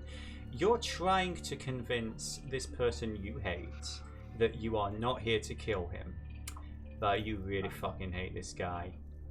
And you're not maybe as convincing as you'd like to be. The shadows darken and you kind of hear his voice almost to the side as he says, another day then. As the shadows split and you see the door to this place.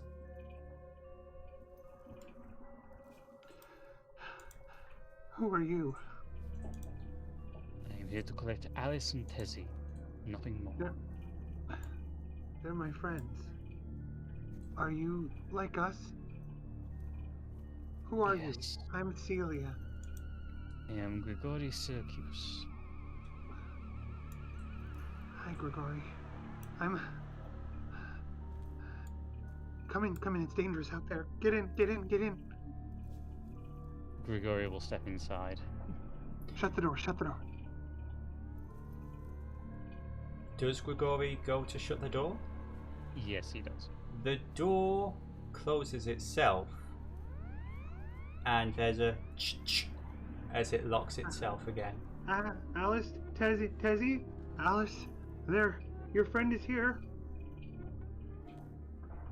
Okay, Tezi just grabs Alice and runs her up with her up the stairs, like almost Careful on the dragging stairs, her you up. might slip and fall.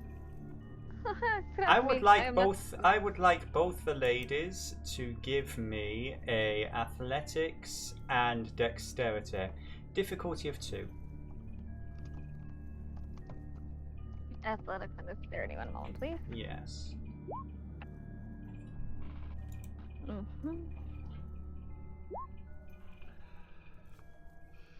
That's Alice fails with 1 success. 1 moment, I'm sorry, my Not a roll problem. 20 is being evil. Okay, there you go. Athletics and what difficulty? Difficulty of 2, please, my dear. Okay, thank you. Athletics, dexterity. Da-da.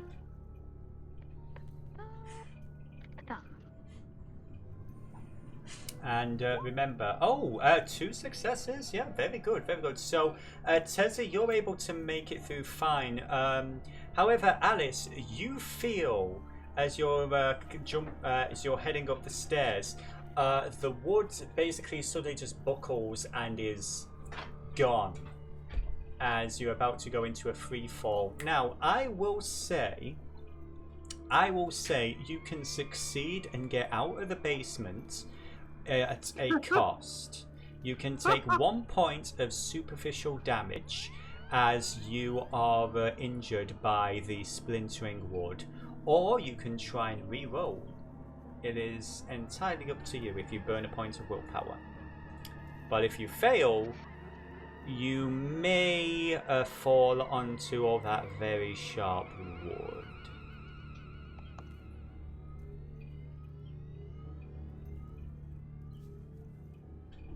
Oh, Alice.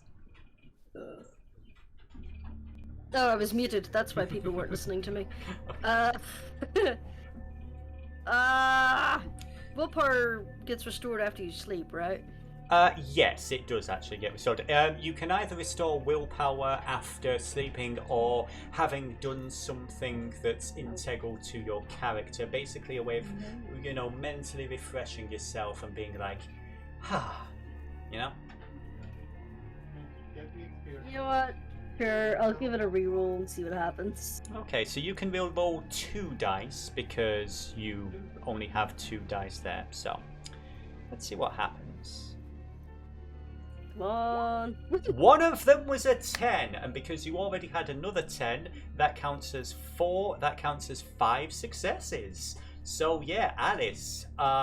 So first of all, Tezi, you had 2 successes. You feel the stairs begin to buckle a little, but you just narrowly managed to dodge. However, you turn around and Alice has all but she's flying. She basically. You know that thing at night whenever you're turning everything off and you kind of unintentionally scare yourself and you hurry up a little bit? That's kind of what's happening here right now. Alice is like, nope, just no, up the stairs. Mm-hmm. So yeah. Grigori, we need to get out of this house now. This bitch is haunted. As both of you head into the main room, or the section, the open plan area, I would say it's at this point, Grigori, that you notice the table, the kitchen table, looks to be smashed in pieces. The chairs, however, are on the ceiling. Great, it goes with a bizarre taste in interior design. Here to save me.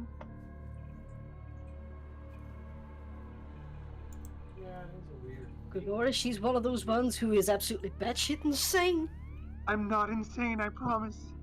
I'm not crazy. I'm being constantly attacked, and I can't get out. I just... You live in a haunted house. This is You should not a leave. haunted house. You don't understand. It's the darkness. It's not me. Please, you have to believe me. I need help. Yes, we agree on this, my dear. We do agree on the help, and we are trying to help you. But you see, if darkness is the issue, then maybe you could go to California or somewhere. It's not that kind of darkness. It's everywhere. Is this woman human? Please help me. She is kindred, my dear. She is kindred. And you would know, Grigori, she still has streaks of blood tears down her cheeks. I would like everybody to give me an athletics and dexterity as you hear this splintering, cracking sound as the chairs begin to... It's almost like they're buckling under the weight of something invisible as the legs sort of snap off and begin to hover before they turn and point at you all. What's the difficulty? Difficulty for this one is going to be a 4. Oops, I'll do it again, sorry. I tried to hit 4 and then... Dun, dun, dun. Oh, it'd also help if I got everybody else's token visible. we go. My Sorry. apologies. So, Oh, messy critical. yeah, so. It's impossible for Alice to do that because she only has 3 dice. So, yeah, that's a weird thing. Yeah, you did get a messy critical, but you didn't succeed. Alice didn't succeed. Tezi didn't succeed. Grigori didn't succeed. I would say this. I would say, okay, Alice takes 2 points of superficial damage. Tezi takes 1 point of superficial damage. Grigori, 1 point of superficial damage. And Celia, 3 points of superficial. Actually, I'd reduce that to 2 because of the messy critical, because why not? So, as these table legs basically slam into you, they are aiming for your heart. They, fortunately for you, do miss. Celia, however, because of the messy critical, how would I put this? You basically are able to, you grab it, but it's like you almost push it in a little bit more. Does that make sense? Splinters into. How about it splinters into my hands and chest? Yes, there you go. That's nice and horrible. I love it. If it wasn't ruined already, that dress of yours, you're gonna need a new one very soon, my dear. So she's got like table leg stigmata on her hands, and she's like, "Please get me out of here." Grigori is going to look to the door, and he's going to try and smash it down. The front door? Yes. Okay. Give me a B, C, D, E, F, G.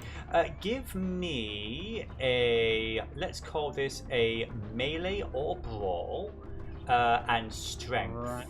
Difficulty of say 2. my stats seem to be gone. What? Yeah, my brawl stat is gone. Did you? So, Well, yeah, here's I've the. not touched them. Okay. Do you not have any skills? I have some skills, but they Oh. appear to be in the wrong place. Are you looking at your character sheet? Yes, I am. I have 1 dice in melee when I had about 3 last week. Huh. Are you sure you're not getting that mixed up with strength? That's odd. I don't know what's going on there. No, because it's just Grigori had a lot more dice last week. Yeah. Are you sure you're not remembering adding your blood potency and all that? No, I did not have the blood potency at all. Okay, I'm not too sure what's going on there. Apologies.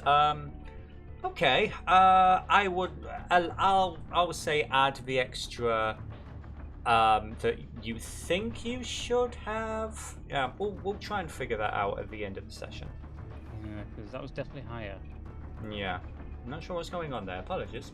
So melee and strength. Yes. Difficulty 2. Difficulty 2. I change anything on my sheet? 4 successes. Yeah. You're able to break that door open. It takes a minute or 2, but well, I won't say a minute or 2. It looks like you're feeling some definite resistance from whatever force you're fighting against, but you're able to at least hold the door open for a moment. As you're doing that, everybody else hears this gurgling sound coming from the basement, and the splintering of wood, and then this scuttling sound. What are you all doing? Running. Yeah. Running out. All running outside. Okay. Yep. Yes. She's got friends Everybody. now. She's not scared of the outside anymore because she's got friends. Everybody, please give me a No, okay. I'll say this. We'll move on. Is anyone looking behind them as they're trying to Yes. head out? Okay. Celia is, so she's scared and she's afraid and she wants to see But, what's coming after her. Flora Tezi too is also looking back. Grigori's as well. Okay. Just in case something does come after them.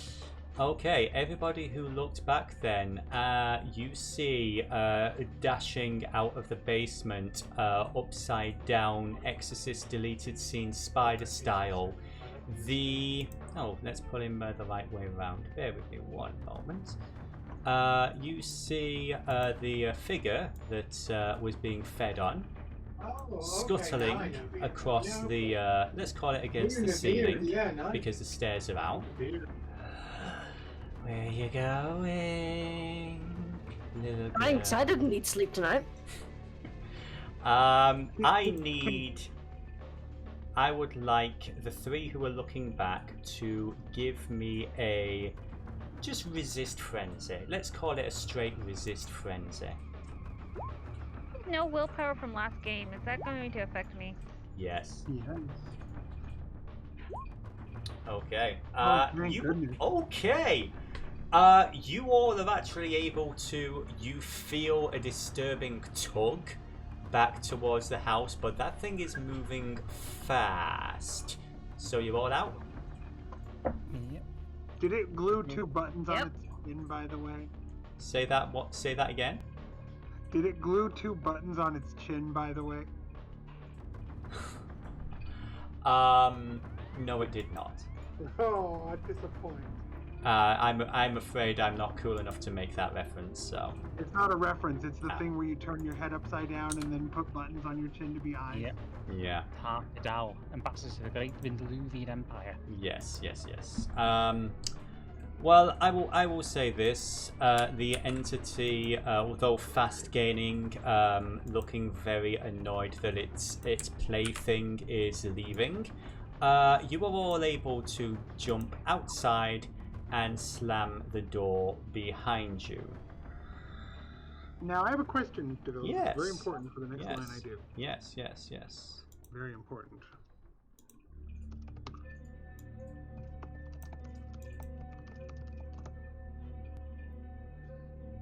It was not. And, so as they slam the door, Celia looks to the others and says, "That's not the strange man. That's something else."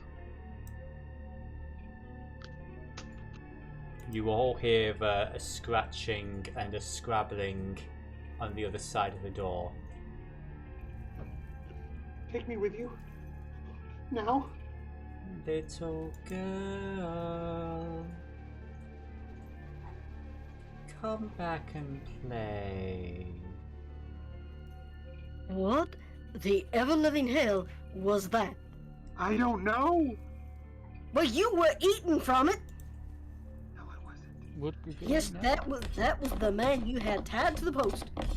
You hear scratching at the windows, and if anyone's looking, you see the curtains twitch from the top corner. Let's go now. We are Somewhere, leaving. anywhere. Would Grigori be able to? Would he have seen something like that before?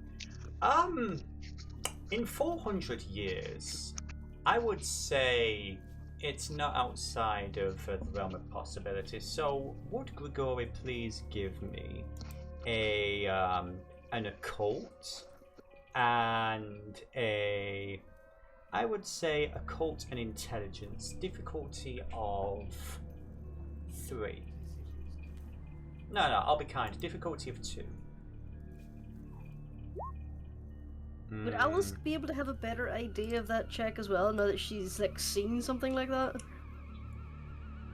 I would say,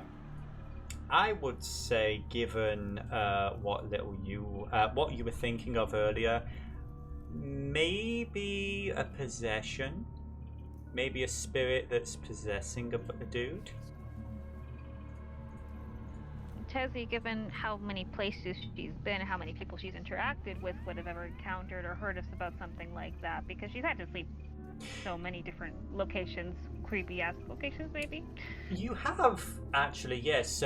You have encountered ghosts before. I mean, I would say this is for both you and Grigori. You've travelled the world a bit. You do know there are some, as I said earlier, there are some spirits that are lost, angry souls that latch on to other people.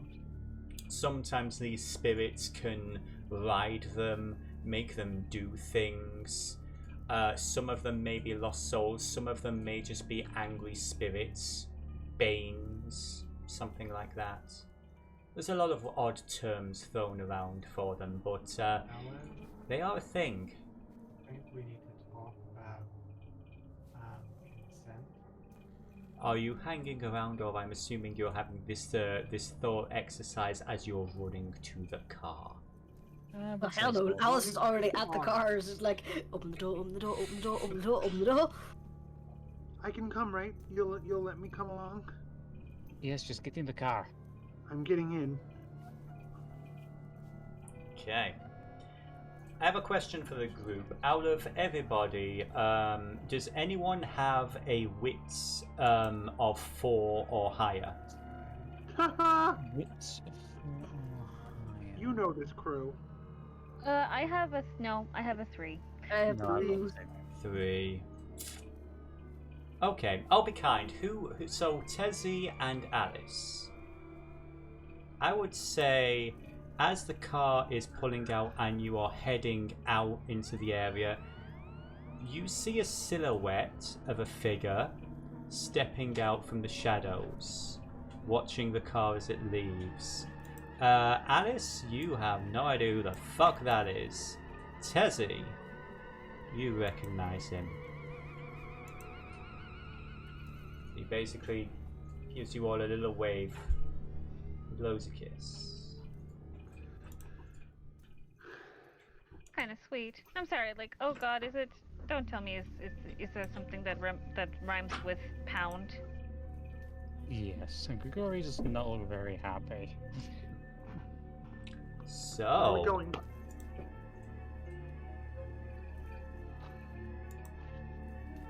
where are you going? Anywhere Say far away? back to Grigori's place, probably. That's kind of cool. Okay. So heading north. All right then. Let's just Luana, see. sí, cervezas en Coana. Eso. As you, it's going to be a bit of a long road. I would say it's going to take you the majority of an hour or so to head back to your haven, Grigori. Is there anything you wish to discuss on the long car ride? Now then, exactly what was Talibaham doing there? I have no idea what was going on in that house. You left us off on the street and some creepy bullshit started to happen. I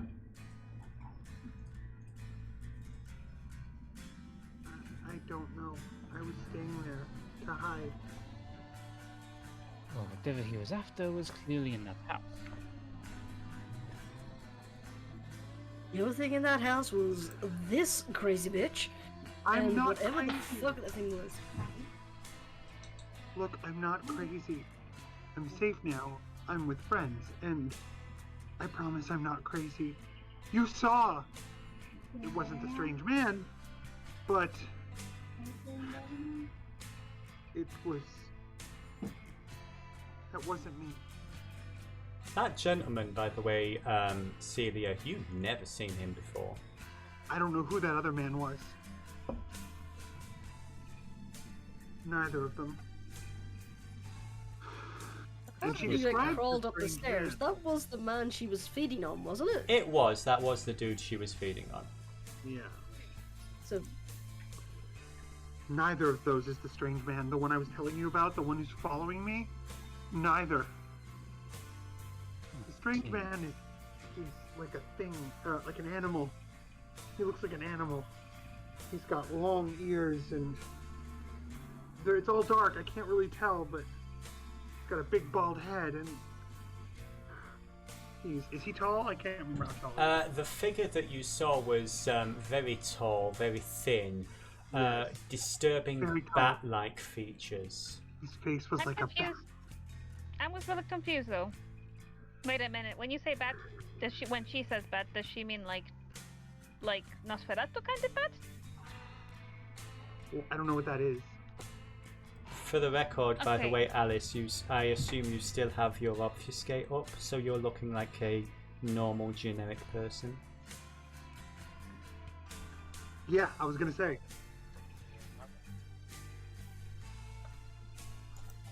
Do you have that still up, Alice? Yeah. Okay, my question though is, okay, wait. But if that was to the DM, if that was the Hound isn't the same person as the guy we saw tied and comatose, right? Absolutely not. No. So, for clarification, apologies if you missed something. The Hound, Tally, he was trying to get into the house. He was the dude knocking. And Celia opens the door. He's like, oh, finally, I've been trying to. And then Grigori shows up. They have their face off. The Hound is like, you know what? I'm good. And he leaves. The creature... What the fuck was the Hound doing there then?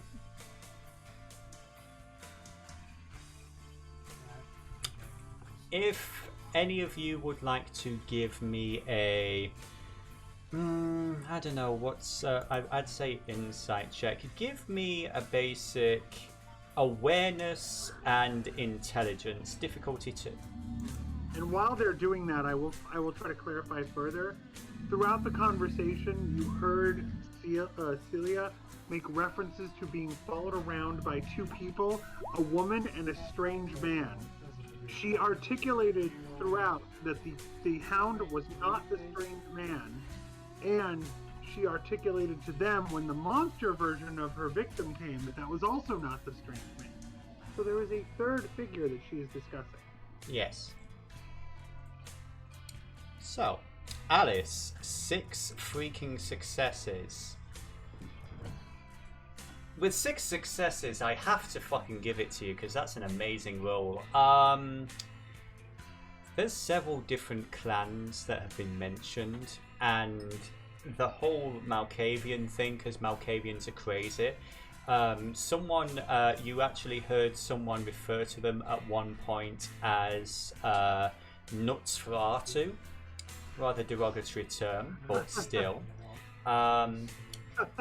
You then start thinking, hang on, shadows, weird electrical stuff going on, and because the Hound has kind of been a topic of conversation in the general group for a bit, you also remember there's another clan that deals with shadows and weird electrical stuff, and that would be Clan La Sombra. The same clan that Tally the Hound is part of.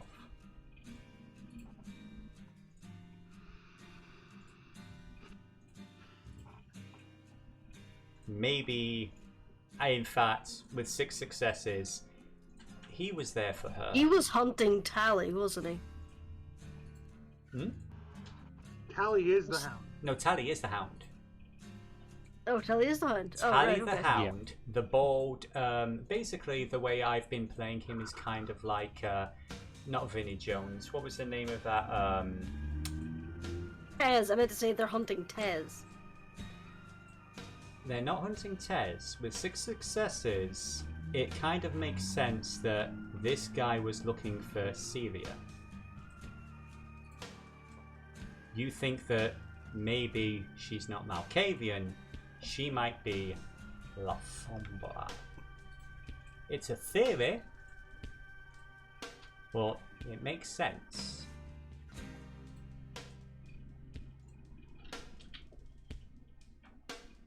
Alice would have jumped to the front seat. Is Grigori driving? Yeah. She's gonna try and whisper this to him. For the record, Celia's not listening. She's just closing her eyes and soaking in the fact that she's not alone. Are you turning around and looking at Celia, or are you looking at her in the mirror? She's not looking at all. She's trying to not make it obvious that she's talking about her. Okay. She's out of it, so you don't have to worry about any rolls. She's not paying any attention. She seems to be relieved to be around people that are helping her. Just in case, since obviously Tezi is kind of on alert because of, almost dying in a seemingly haunted house, maybe Tezi would maybe be singing or something in the background to try to muffle whatever, noticing that Alice is trying to talk to Grigori to get them some privacy, kind of to use her all for that. Is that okay? That's absolutely fine, yeah.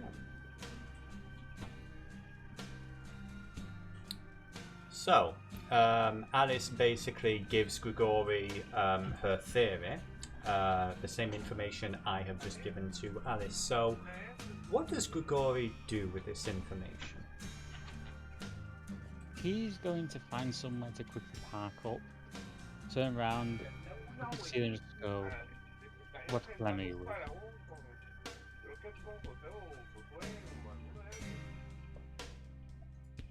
I'm sorry, you broke up a bit there, Sefe. I couldn't hear you. He turns up to Celia and goes, "What clan are you with?" I don't know what that means. Who turned you? I don't know what that means. What are you talking about? Who made you one of us? I don't... Let me... It was... Oh... She closes her eyes like she's trying to focus her thoughts. You know what, to give her a little bit of help, I would like Cecilia to give me, let's call this an investigation and resolve. Difficulty. Yeah, she's trying really hard to remember. Her brain is muddled, remember. Difficulty is going to be 4. What am I doing? Resolve and what? Resolve and investigation. Difficulty of 4.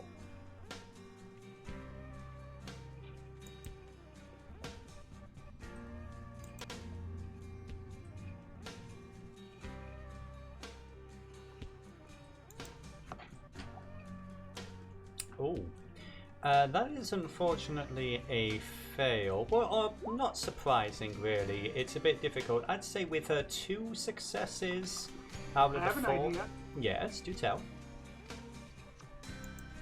Does she know the name of the person? Which person? The one who turned her? No. You remember you were heading home. You were on the train. It was dark. The shadows were really dense. Lights were flickering. There was a pair of blue eyes. And then there were all these... the rest of it's kind of like a dream. There was the hunger. There was coldness. Yeah. Okay, yeah. Yeah, I just wasn't sure of those details of how much I remembered. I know everything you're saying. I just wasn't sure how much I remembered. So she relates that. The thick, like fog, but the dark was like fog, and I was on the train, and blue eyes, and the lights on, off, light and dark, and all there was hunger and ecstasy, and oh, it was wonderful and so scary. I'm guessing I ate and I ran and I hid, and I remember how it felt. It felt so good and so awful and rigid and liquid and blue eyes. I remember the blue eyes. And that's it. I don't know what it is. sounds to me like it was one of the Sombra. You're telling me that one of the so-called Sombras just kind of jumped her? Sounds like it. I'm destined for greatness. I know this. I know that this all happened to me for a reason. I thought someone of the La Sombra would have been a little bit more careful about who they, embraced. I have no idea who that is. Grigori recalls that there had been incidents with La Sombra. There was... Yes. One of them had gone out of control.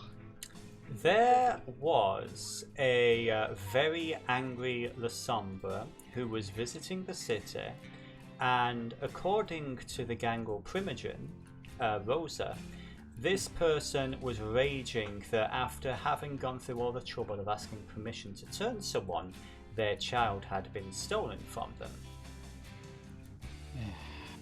Well, that's just great. But at least now he knows that Tally was not trying to kill this woman. Or at least, at best guess. At best guess, it fits.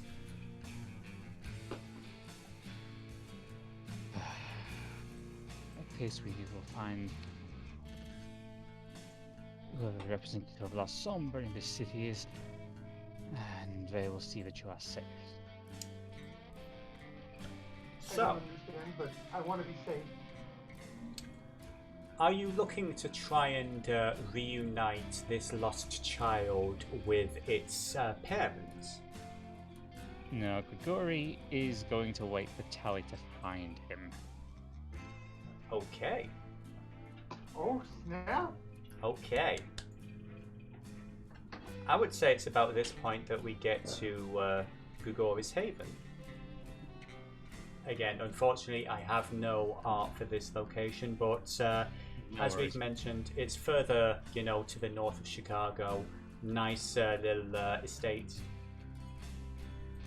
I'm suddenly picturing all the memes of, you will find I have unconventional taste. I would say this, Celia, as you guys are pulling into the drive of this, 2, maybe 3-story house, it's nice, I guess. I mean, it's a little bit smaller than the things that you were used to before you went on the run. But... That was what I was going to have her say. Now this is a little bit more like it.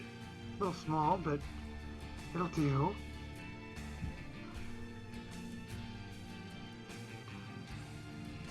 So, as you all leave the car and you head into Grigori's home, what would you all like to do? Grigori will find the twins, well, 2 of the 3 triplets who serve him. He will relay instructions to them in French to be prepared just in case, because, well, the Hound will be coming. And then we'll basically get them to arrange rooms for Tezi, Alice, and Cecilia. Now, Tezi, you stayed here about... It was only 2 days ago.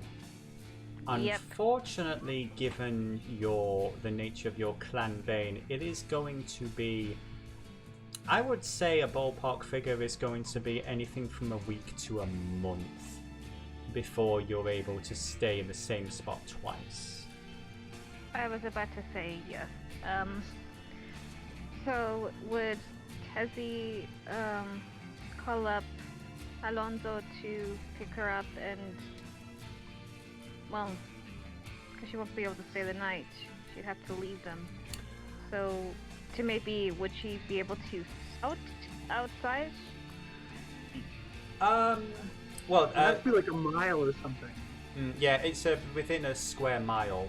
Basically, as I would say, this is part of the conversation you're having on your phone. Actually, for the fun of it, since you are sat right next to Celia, would you please give me a technology and composure roll, or technology and intelligence, whichever's higher, difficulty of 1. Is that to me? To you. technology, and which roll? I'd say either resolve or intelligence.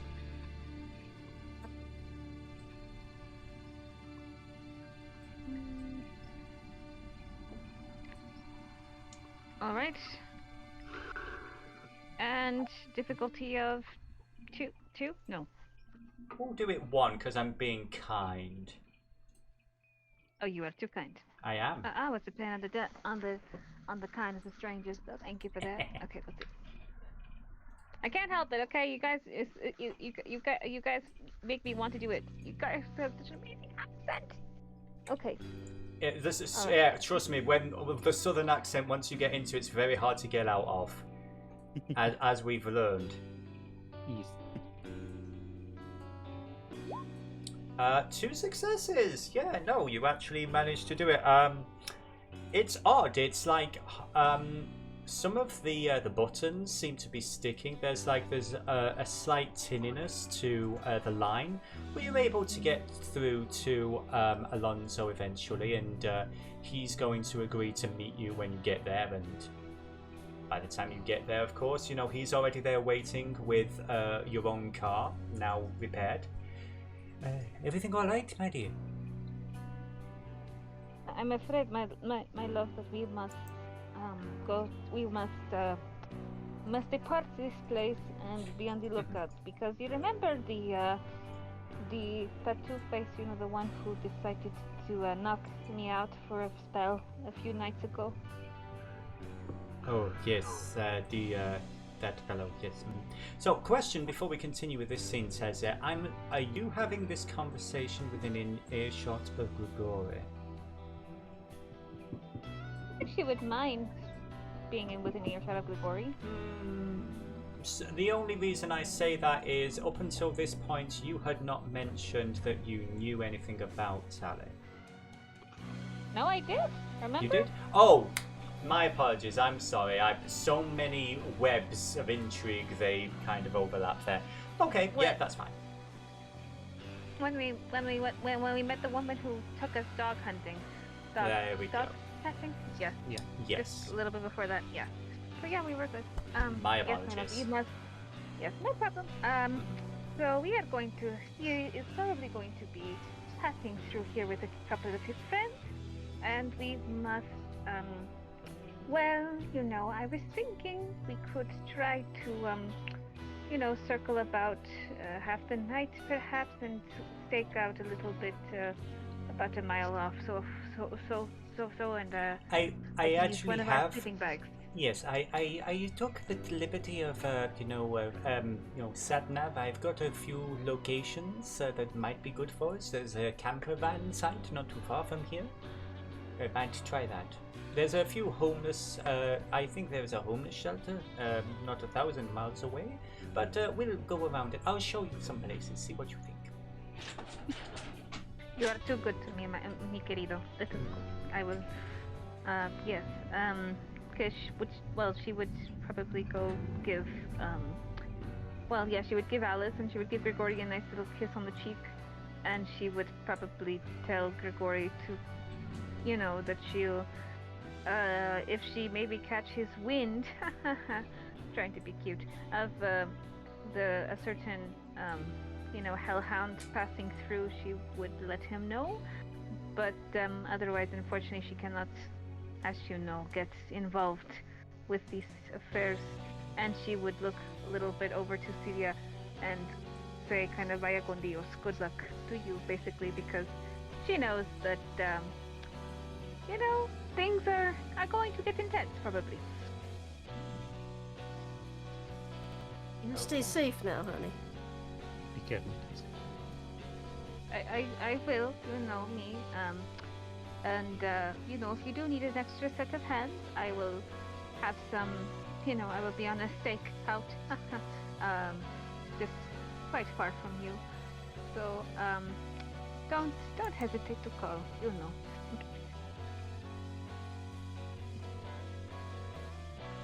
So, Tezi and Alonso are going to head out, find somewhere nice and safe for you to spend the evening. Now, I would say it's about... There's about 3 or 4 hours left of the night. You did spend a good chunk of it hunting, and you are all, at this point, I'd say, fairly exhausted, run down, and beaten up. And you are now waiting for a Templar of the Sabbat to come calling. Grigori is going to try and heal that 1 point of severe damage. Okay, so what is your hunger at the moment? His hunger is at 1. Okay, I need 3 consecutive rouse checks from you. Oh dear. Oh no. So, fortunately, you're not at hunger 5 like Alice was when she tore. Well, we won't get into, you know, terrible memories. Rip nip. That's just the fucking catchphrase of this series. I love it. I absolutely fucking love it. Rip nip. Yes. But yeah, Grigori, once, twice, 3 times your hunger grows as you focus your vitae and you meditate, you heal that aggravated damage. However, you are definitely in need of some sustenance. Do you feed from the triplets, or He will ask for a couple of packs to be brought in. Okay. Refresh my memory. I do believe it's either like half. Yes. So it is going to take a good number of packs for you to feel better. I would say, even though you do have a large amount of resources, blood packs are surprisingly regulated products because people kind of need them to survive. You know, from hospitals and everything. Like I say, he only has 2. Just to like. In that case, those 2 bags are going to recover 1 hunger. So you can bring your hunger back down to 3.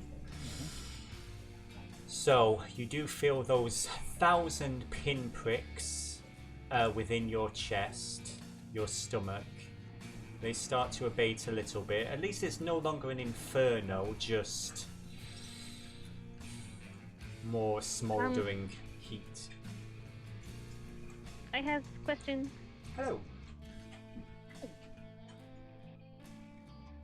Hello. Hello, yes, you had questions? Yes. Well, I mean, since Tezi was fully fed and she was probably going to a shelter, could she have not allowed Greg to take a nip before she left, maybe? If that is what you wish to do, I'll allow that. I mean, you know, if Grigori is okay with it, I mean. To be fair, I think she left before Grigori tried I'm more than... Time is a fluid soup. I'm more than happy to allow that. In that case, he will. Perfect. Okay. Then, yes. So, how much are you permitting Grigori to take from you of your vitae? Allowing him to go to leave her at 1 if he needs to. Oh wow! Since she's full. He won't do that much, but he will take at least. You say, how many does Tezi have? Okay, Tezi has. Oh god, sorry. I think at this point in time, because Tezi joined in the exsanguination of the werewolf. I don't have any, like, right now. Yeah, I you have have no hunger for the first time in a long time. There is no hunger within you. I also want to point out something to the GM. You also have a little taste of Bluebird. Grigori will only take 1 point of hunger. Like 1 point. Okay. as you've noticed in the past few nights when you feed from your friend, her blood has definitely changed since you were last awake.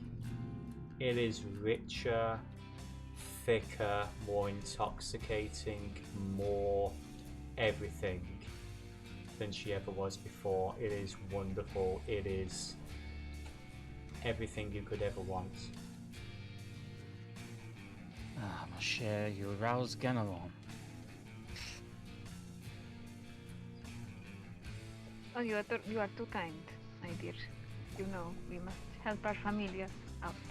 Indeed, indeed. Be careful. I'm grateful. So, while all this is going on, Alice, Celia, what are you crazy kids doing? Celia is just lying on the nearest thing she can lie on and just breathing. Well, not breathing, but noticing her lack of breathing.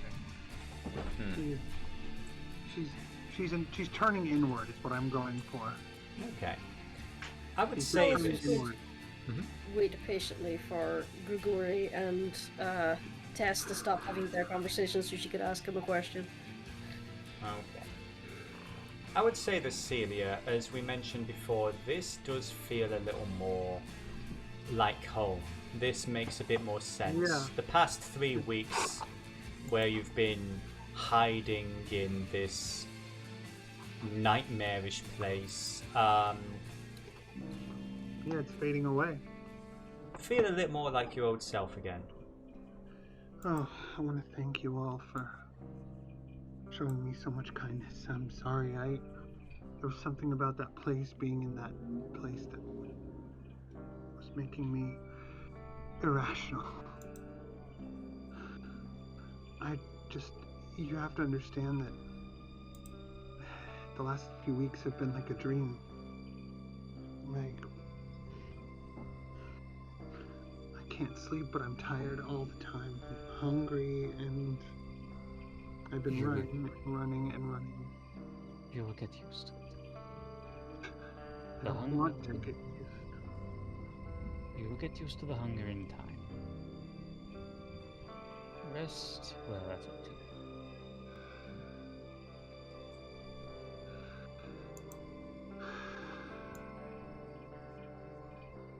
Can't imagine getting used to any of this.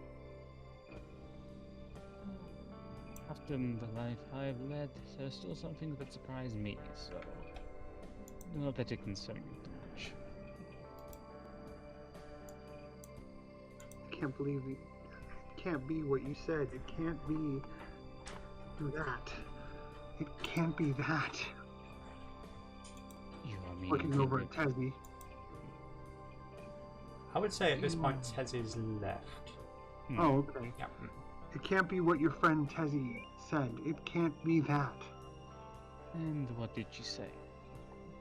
She said the V word. You know, she does like the stereotypical hands up, fangs out. Grigori will allow his hellfire eyes to appear again. He goes, rest assured, my dear, we are real. Well, no, she's not breathing. She's just like Yeah. shaking, Yeah. Mm-hmm. shaking again. You managed Alright, to scare her. And what did the lights flicker here when she gets scared? I would say absolutely yes. It's been subtle. It's the best way to describe it is now that you know what you're looking for. Whenever Celia is around, the bulb. It's like you know when a bulb is. It's not completely wrecked, but you do see there's a little bit of flicker there, and you're like, oh geez, any moment. You know, it could go. Now everything is just like something out of, again, a Poltergeist movie. When she gets very... Like when Boo starts to cry in Monsters, Inc. Yes. Grigori's eyes return to normal. He goes, my dear, what you do with your dark gift is your own choice. I don't think of this as a gift. My sisters are all dead. Everyone I know, I don't remember much. I just trying to think back. I don't know. How old would you say I am? What? How old would you say I am? If you're one of them, you're probably 200, 500,000, 2,000? 900 years. I don't know. It's all 900. crazy. See, I was just making up numbers. Grigori kind of leans forward in that sort of supportive way and goes, "My dear, I spent hundreds of years living for the Renaissance, seeing the foundation of this country. How did Believe you me, all find me?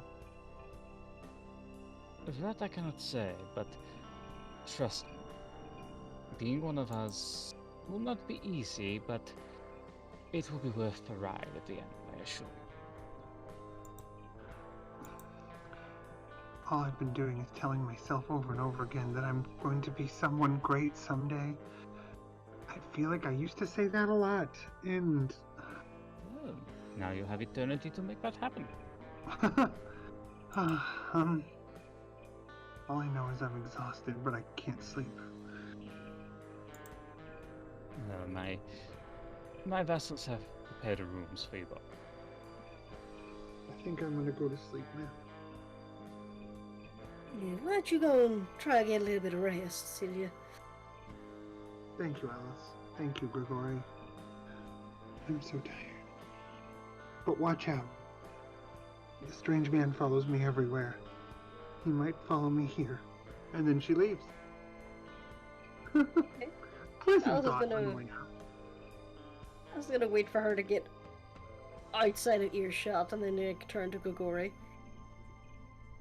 Correct me if I'm wrong, but you're part of the Camarilla, correct? Believe that is true? And she's an unsanctioned youngling, I believe? Is that not something you're supposed to deal with?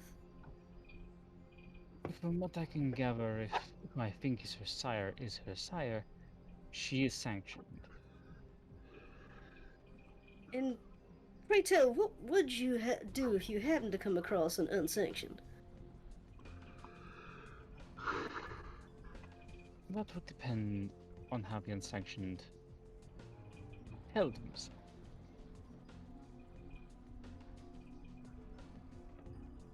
If they became a threat, it would be my obligation, with the prince's permission, to deal with them. But if they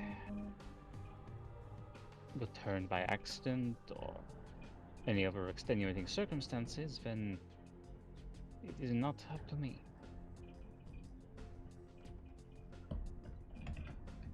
It's something you wouldn't spread around. I would not, no.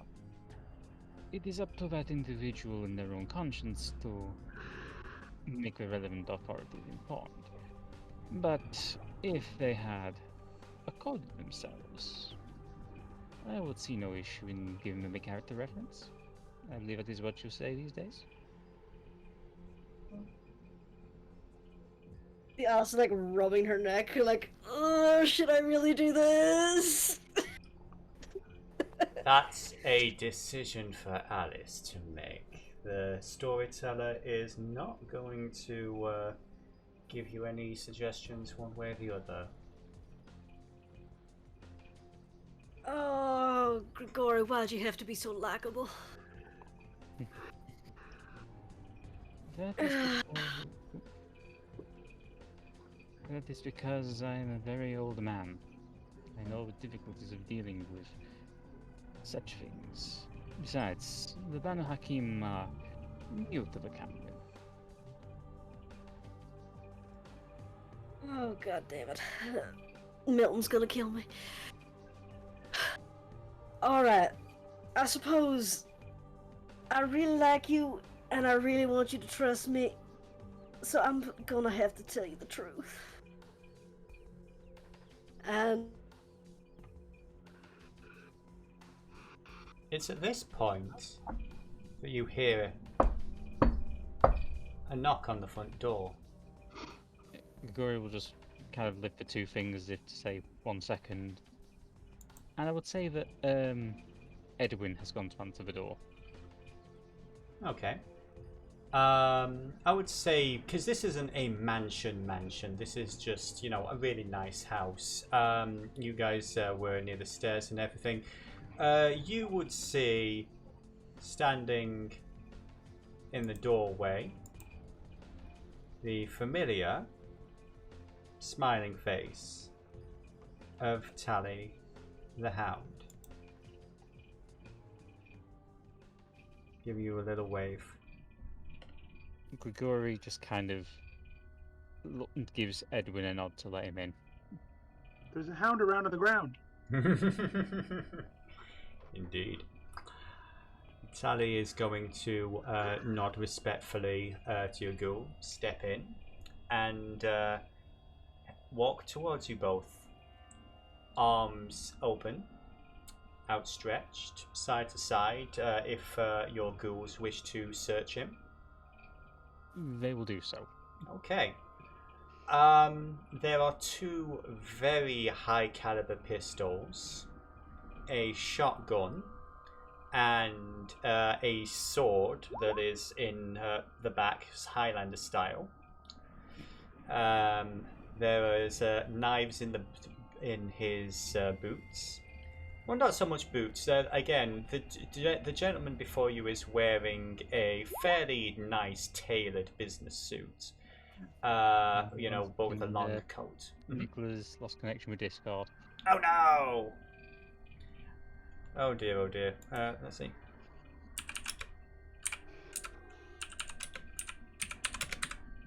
Ah! And I'm trying to type and then suddenly 5 things are happening on my keyboard. Okay. We shall wait a moment for her to return.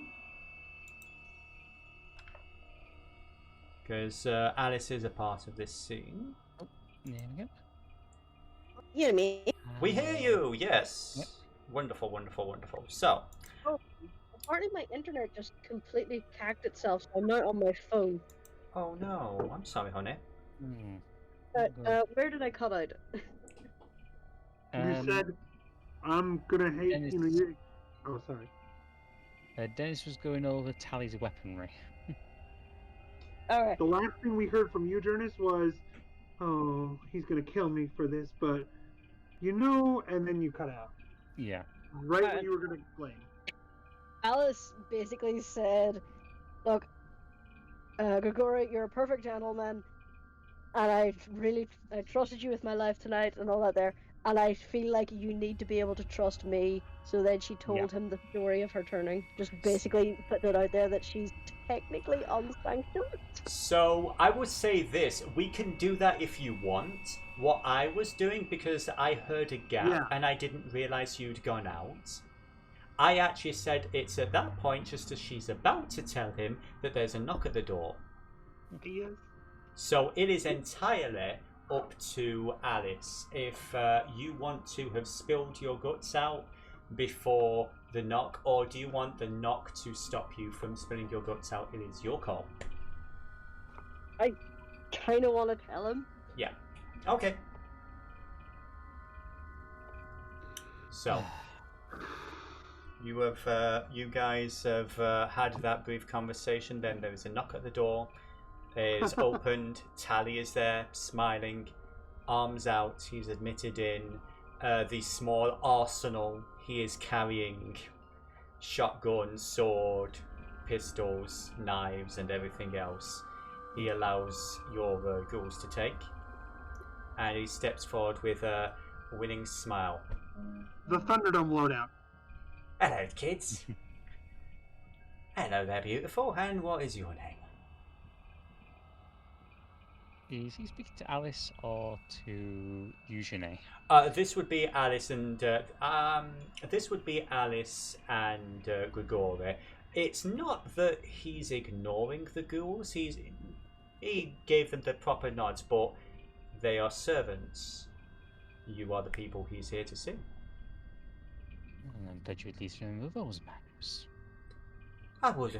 Excuse me, I am a man of many manners. I apologise if I've caused offence. Again, it gives a far more. Exactly to what I'm referring. I might actually need that spelled out. 900 years ago, Acre. What you did to those innocents? Quick question. 900 years ago, I thought Grigori was only 4. No, he was born in the 1100s. Okay, I would have to do the math. I think Tally is a character, because again, Tally is an established character. I think, yeah. We'll noodle the numbers a little bit. It was like, well, that was work. Considering the brothers were kindred at the time. That's how it was back in the day, son. Your lord tells you to do something, you do your job. It's not my fault that I happen to enjoy my job. Grigori just does not look impressed. Well, I'm being honest about it. I've never pretended to be something I'm not.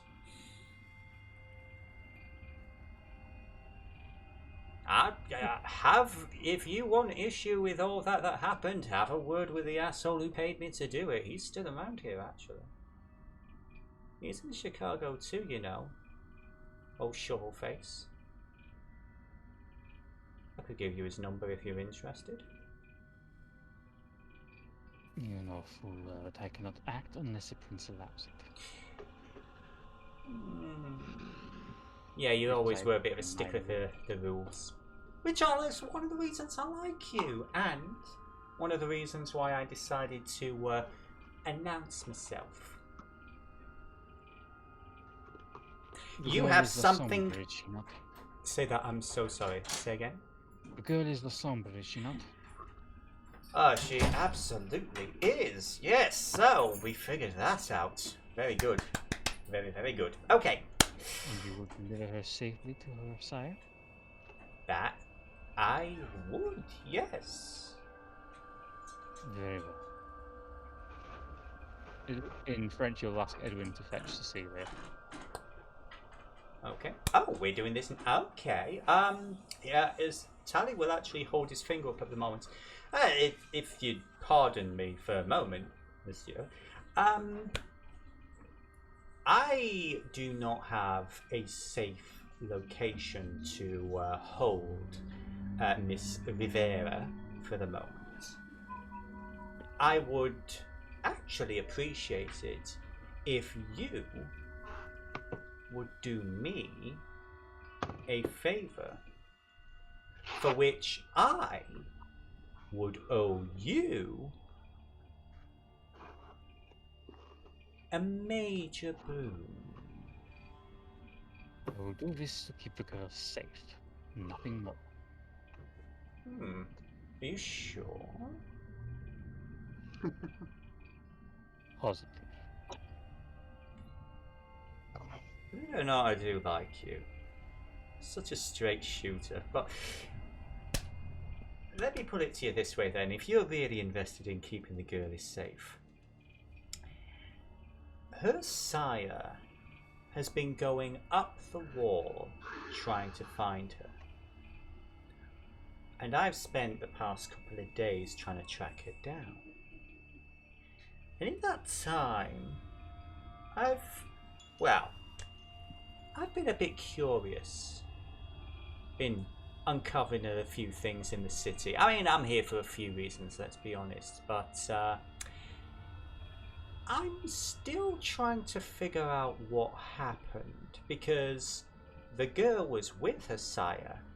And then the sire doesn't remember anything.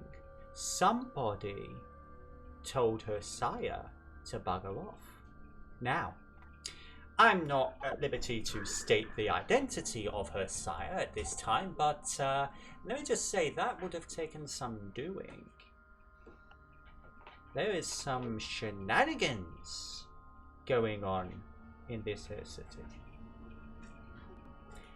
And until I feel that young Miss Rivera is going to be safe with her sire, I don't think it's a good idea to bring the two of them together. So, while I'm doing my own little investigation, I would appreciate it if you would take good care of her. I shall do so. And let me be clear, I am offering you a major boon. You do understand that, right? And you want nothing in return. You're doing this for the goodness of your own unbeaten heart. I am doing this because I want to accept nothing from you. That's fair. You know what? That's fair. I'll take that. Pushes his lapels down a little. Also, one moment, please. I don't. Sorry. So, unless there's anything else, well, here's a question. What does she know? Did she see anything? Did she hear anything? Did Insists that someone is trying to pursue her. Okay. What description did she give? From what I could tell, it sounded similar to a Nosferatu, but I doubt it is one of them. Nosferatu. Bat-like features, long ears. I mean, that's about 3 or 4 of the ones that I know. Yeah. He also eyes up Alice a little bit. Is Alice still obfuscated, or at this point has she dropped it to be for her conversation with Grigori? Is she kind of looking like her true self? She probably would have dropped it when she got into the mansion. Yeah, you see him sort of giving you a look. You can kind of tell he's memorizing your features. I doubt a Nosferatu would have such boldness. Oh, you would be amazed at some of the people that live in this city. Ah. Well, thank you, that's a starting point. I appreciate that. Again, something like that, I do not think it is a Nosferatu. Right. If they are able to do what they did to such a high-ranking member of La Sombra, then they would clearly have to be a kindred of some power. You know, the beckoning hasn't grabbed everybody. There are some very, very old people in this city.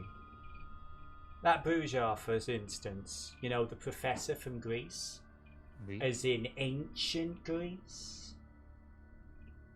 Yes, I'm aware. There was all that business back in the 90s. There were some stories about some very old vampires living around here. Well, this is not the land of Nod just yet. Let's hope not. Well, one final question. Do you have, aside from my handsome self, of course, you wouldn't happen to know of any other reliable La Sombra in the region? I wouldn't want you to... I have just woken up. Fair enough. She is going to be a little bit difficult at first. We all are. Exactly. The shadows, the void, oblivion. It's got a very unique call to us. With the right grooming, she's going to be great. But she needs the right grooming. The right care and attention. And with genuine respect, Banu Hakim are not going to do it. So, I'm going to put my ear out and see if there's someone reliable. See who's who in this little city. I might be in touch. I might not. We'll see. But have a chat with your friends. See if there's someone who might be of value to her. While I try and figure out this little puzzle, right? Very well. Thank you kindly. And you, beautiful, have yourself a wonderful evening. And he is... kind of the, She Oh. saw how Grigori looked at him. She's like not trusting him at all. Yeah. He's about as slippery as an oil slick, this guy. But yeah, unless he is stopped, he is going to leave and... His weapons will be returned to him. Have a good night, kids. See you around. And he is gone. I'm going to assume he wasn't a very nice man. He got an honest murder is the best description for him. I figured that might have been the case. Rest assured, our enmity is centuries old. I do have to ask, though, considering we were interrupted. Are we okay? Are we good? Alice, tonight you and I shed blood together. As far as I'm concerned, that matters more than the Caramilla's rules. It's just that If you I and felt your... like I had to tell you because you kind of embarrassed someone tonight who knew about that, and I'm kind of worried that he might have took that to heart. Rest assured, Alice. If it does become an issue, I will be at your side. I appreciate that, Grigori. As I Pretty say, right, gentlemen. like I said, you held yourself well. He did not. I do not like to have to show who is boss, but he needed it. To be truly honest, when I first met him, I thought he was like a big shot. Well, He is probably less than a century old. Still well, young. in my opinion of him has gone down several pegs tonight. I would say remain civil. That is the best advice I can give. Yeah, I suppose that is true. But anyway, I think I've had more than enough excitement for one evening. If necessary, inform your sire that you are with a trusted friend. Oh shoot, yeah, I should won't tell Milton about that. Yeah, I'll text him right away. Also, ask a favor of one of your Of little course, friends today. of course. I'm sure that Edwin will be more than happy to accommodate you during your stay. Wonderful. She'll just go and organize that with one of the triplets. Yeah, so this was, I had to tap out super fast then. This is ordering a replacement rip. A replacement nip, I should say, yes. Okay. Easily enough done. They guarantee that when you next wake in the next evening, you will have a new ferret. So, are you texting Milton or are you calling him? She'll probably give him a call. Okay. Phone, there's a bit of a dial tone and eventually it's like, oh, yeah. Hi Alice, is everything alright? Yeah, just to let you know, the errand I was out helping run tonight, it's put me on the wrong side of town to get home in time, so I'm gonna be hanging out with a friend for the day. Oh, are you Miss Bluebird again? No, it's a ally, Miss Bluebird. You broke up a little bit. Did you say a fella you met with Bluebird? An ally of Miss Bluebird. Oh, Right, well, I mean, you know, you gotta be careful, like, you know, who knows who and everything, but if you trust him, say lemon curry if you're in danger. I'm perfectly fine. Hmm. Don't Say worry you're, about me, say you're Daddy. perfectly I'll be fine here. again if they're listening in. Wait, no, shit. I will be alright, Daddy. I'll see you when I come home tomorrow night.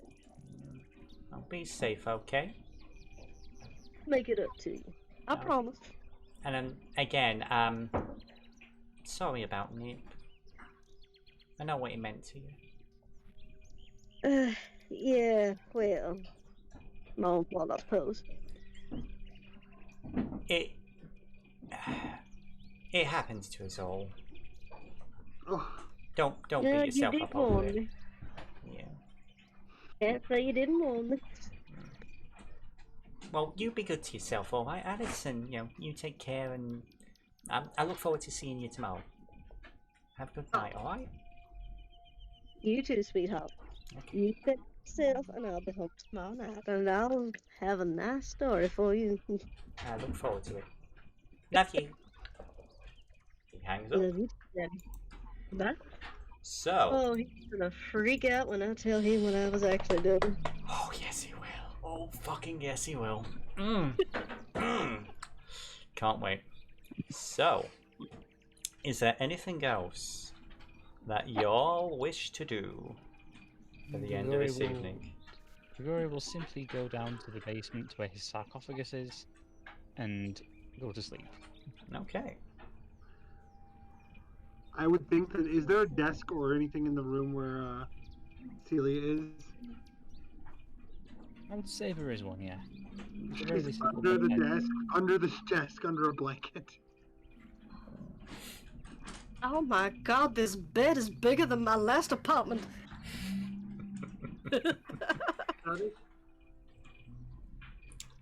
Okay.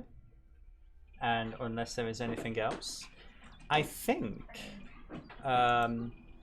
we should probably check in at some point with a certain individual, Mm-hmm. the Bluebird, after she has had a very, very, very enjoyable evening. With a lot of superficial damage. Yes. I would say that makes sense. Yeah, I would say she has, like, what would it be, 3 superficial damage? I think that would make sense, yes. Okay. Bruised, battered, as, you know, in whatever vampire capacity. Mm-hmm. Returning to her beautiful, beautiful apartment. Stretches, looks at herself in her mirror, which she can do, and says, "You look spectacular tonight. Showing off for the big cheese. I feel good, but I am hungry. I should probably check in on my little cow." So, you go to see Llewellyn? She goes to check on her little cow, and she goes beep, beep, beep, beep, beep on the little buttons. Okay. The security door opens up. And there is... Sorry. Oh, I apologise. And yeah, there is Llewellyn, your poor, abused, tortured and kidnapped ghoul.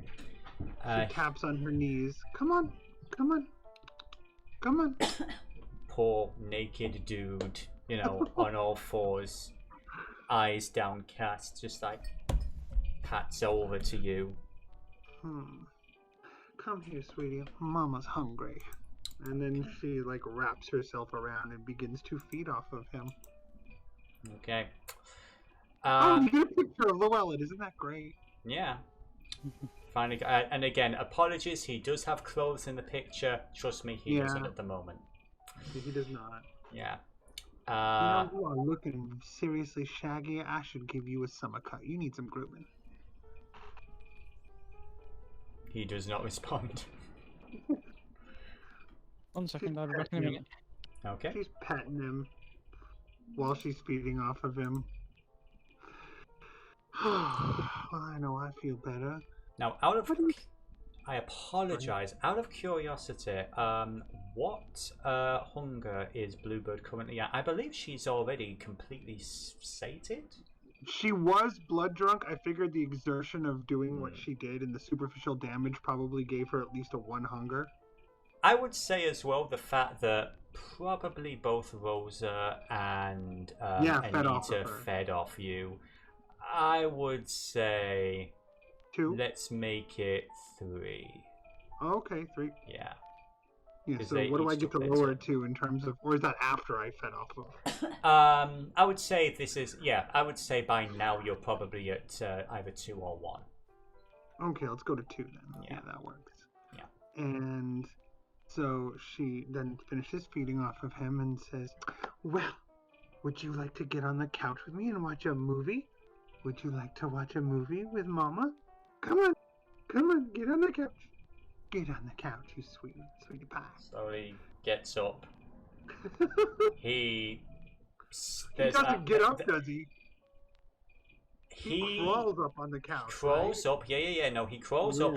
But there's it's imperceptible. There's almost a brief hesitation, and then he moves in a circle once, and then flops down, head on your lap.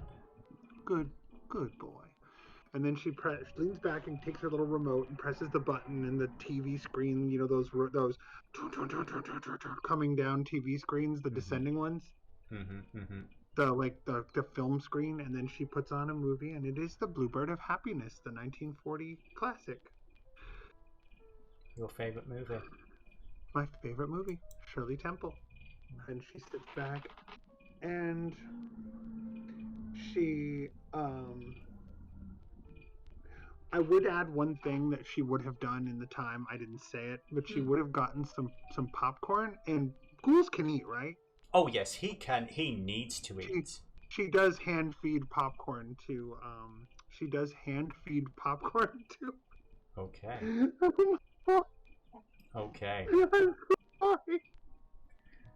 So I eat popcorn while they're watching the movie because she does eat one herself, because we established that Bluebird can pretend to eat. Yeah. So you use Blush of Life to at least hold it down for a little while. For a little while. Yeah. I wouldn't say it's the most disgusting thing you've ever eaten. It's her favorite food in the world. So back when she was alive, popcorn was her favorite food. Yeah. At least the salt masks the taste of ash. Yes. You can close your eyes and pretend it's blood. She can still think back and pretend what it was like having the popcorn in the movie theater that she loved to go to. Yeah. She says that. She says, you know, the salt still helps the taste of ash. You wouldn't know it, but there's nothing like going to a 1930s Bijou or 1920s Bijou theater. I was a little girl. I would go to the cinema every time a new movie played. You wouldn't understand. Simple cow. Petting.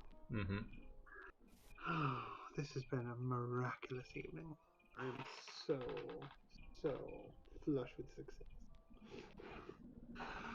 I would say you're getting just up to your favorite part of the movie. As someone who has never seen the movie myself, I wouldn't know exactly, but we're just getting up to that exact moment when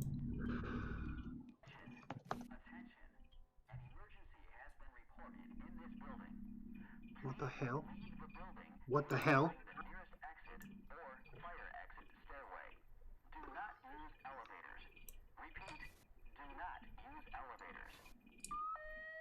you start to hear the fire alarm going off. He stands up. What do you do? What on earth? That is not one of her alarms. That is a building alarm, isn't it? That is a building alarm. Yes. And she looks back over to Llewellyn and goes, "Great. Now." He sort of like side eyes. He moves over to the crate, and it's at this point that your door explodes, and 4 individuals, masked, are going to break in. I would like you to give me what it is you're going to do in this exact moment. The picture. What am I doing? No, that's exactly what I want to know. What are you doing as these individuals break into your room, armed, weapons drawn, pointing at Yeah, and they're done. She is wasting no time. She moves like a flash mode. She is wanting to try to use the fact that she knows her home to get to another room away from them and hide. Okay. In attack position. She's basically gonna like, oh crap, I need to get ground so I can get advantage and then kill them one at a time as she's trying to, like, Sure. ceiling corner climbing type stuff. I would like you to give me a... Let's see what kind of roll I want this to be.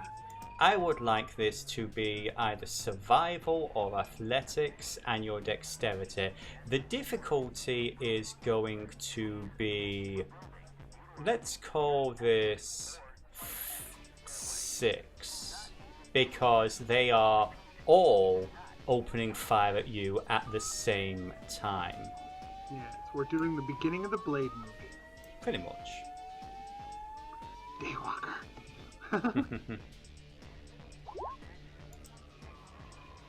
No. 1 1 success. Oh, technically it's impossible for you to meet 6, so I would say this. I'll reduce it to difficulty 5 if you want to expend a willpower and reroll. Yes. It's your call. All the willpower. Okay. So the difficulty is 5. Burn a point of willpower and reroll. Did reroll what? The survival and dexterity. Oh, reroll. Oh no, I apologize. 3 dice, just 3 d10s. Okay, there's actually 3 success. That is going to be 1, 2, 3. Let me do the math because that was a crit. So 1, 2, 3, 4, 5, 6. Okay, you actually succeed. You get into an enviable position.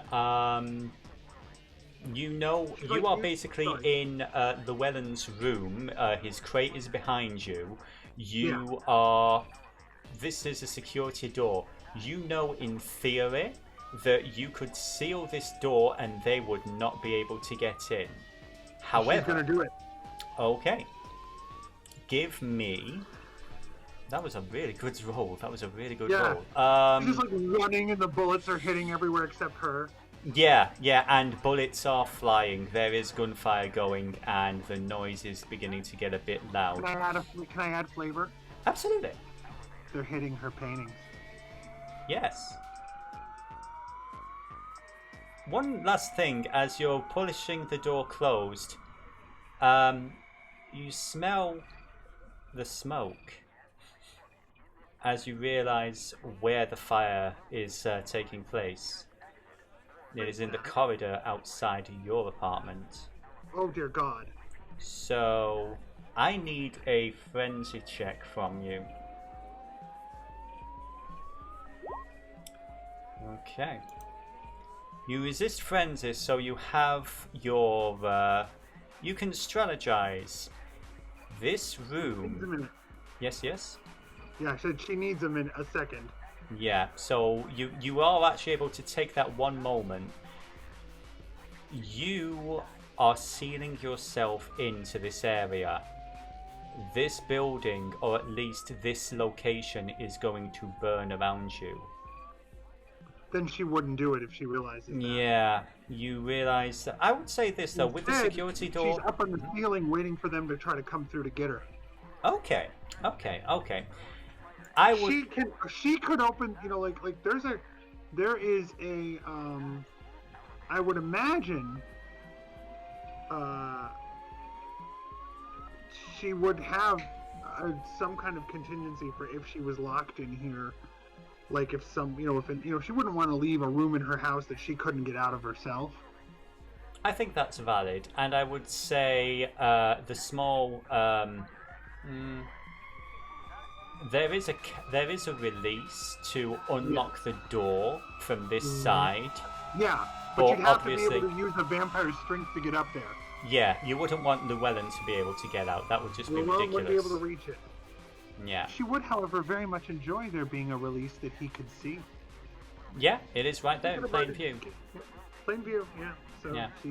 she's up on this, like, hook her into the ceiling area, up on the thing, ready to jump down on the first person who comes through.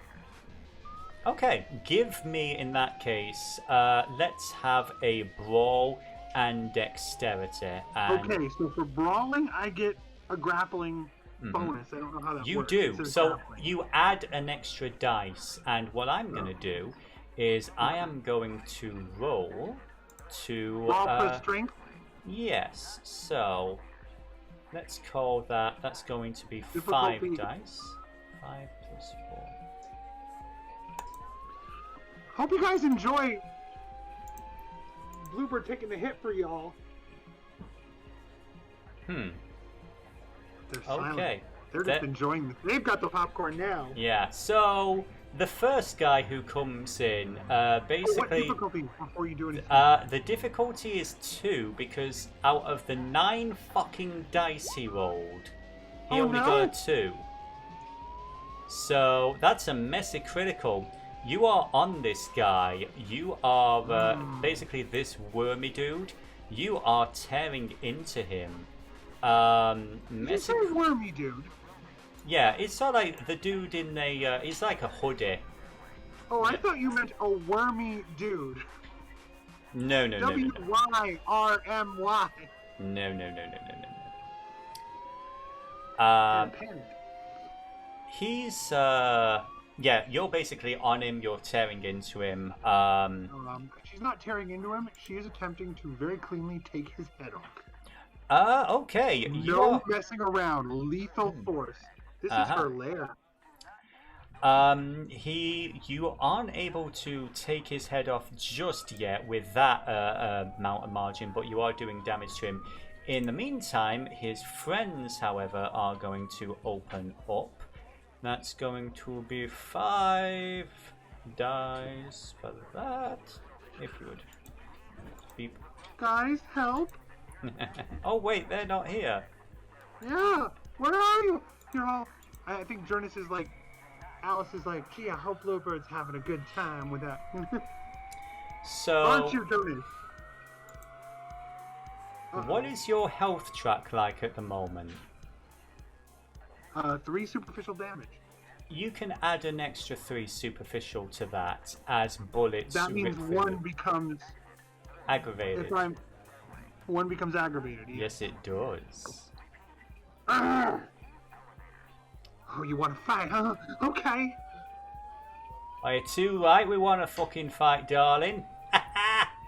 And this guy's going to come swinging at you with a bat. That is going to be... Did everyone else disappear, by the way? Is it just us?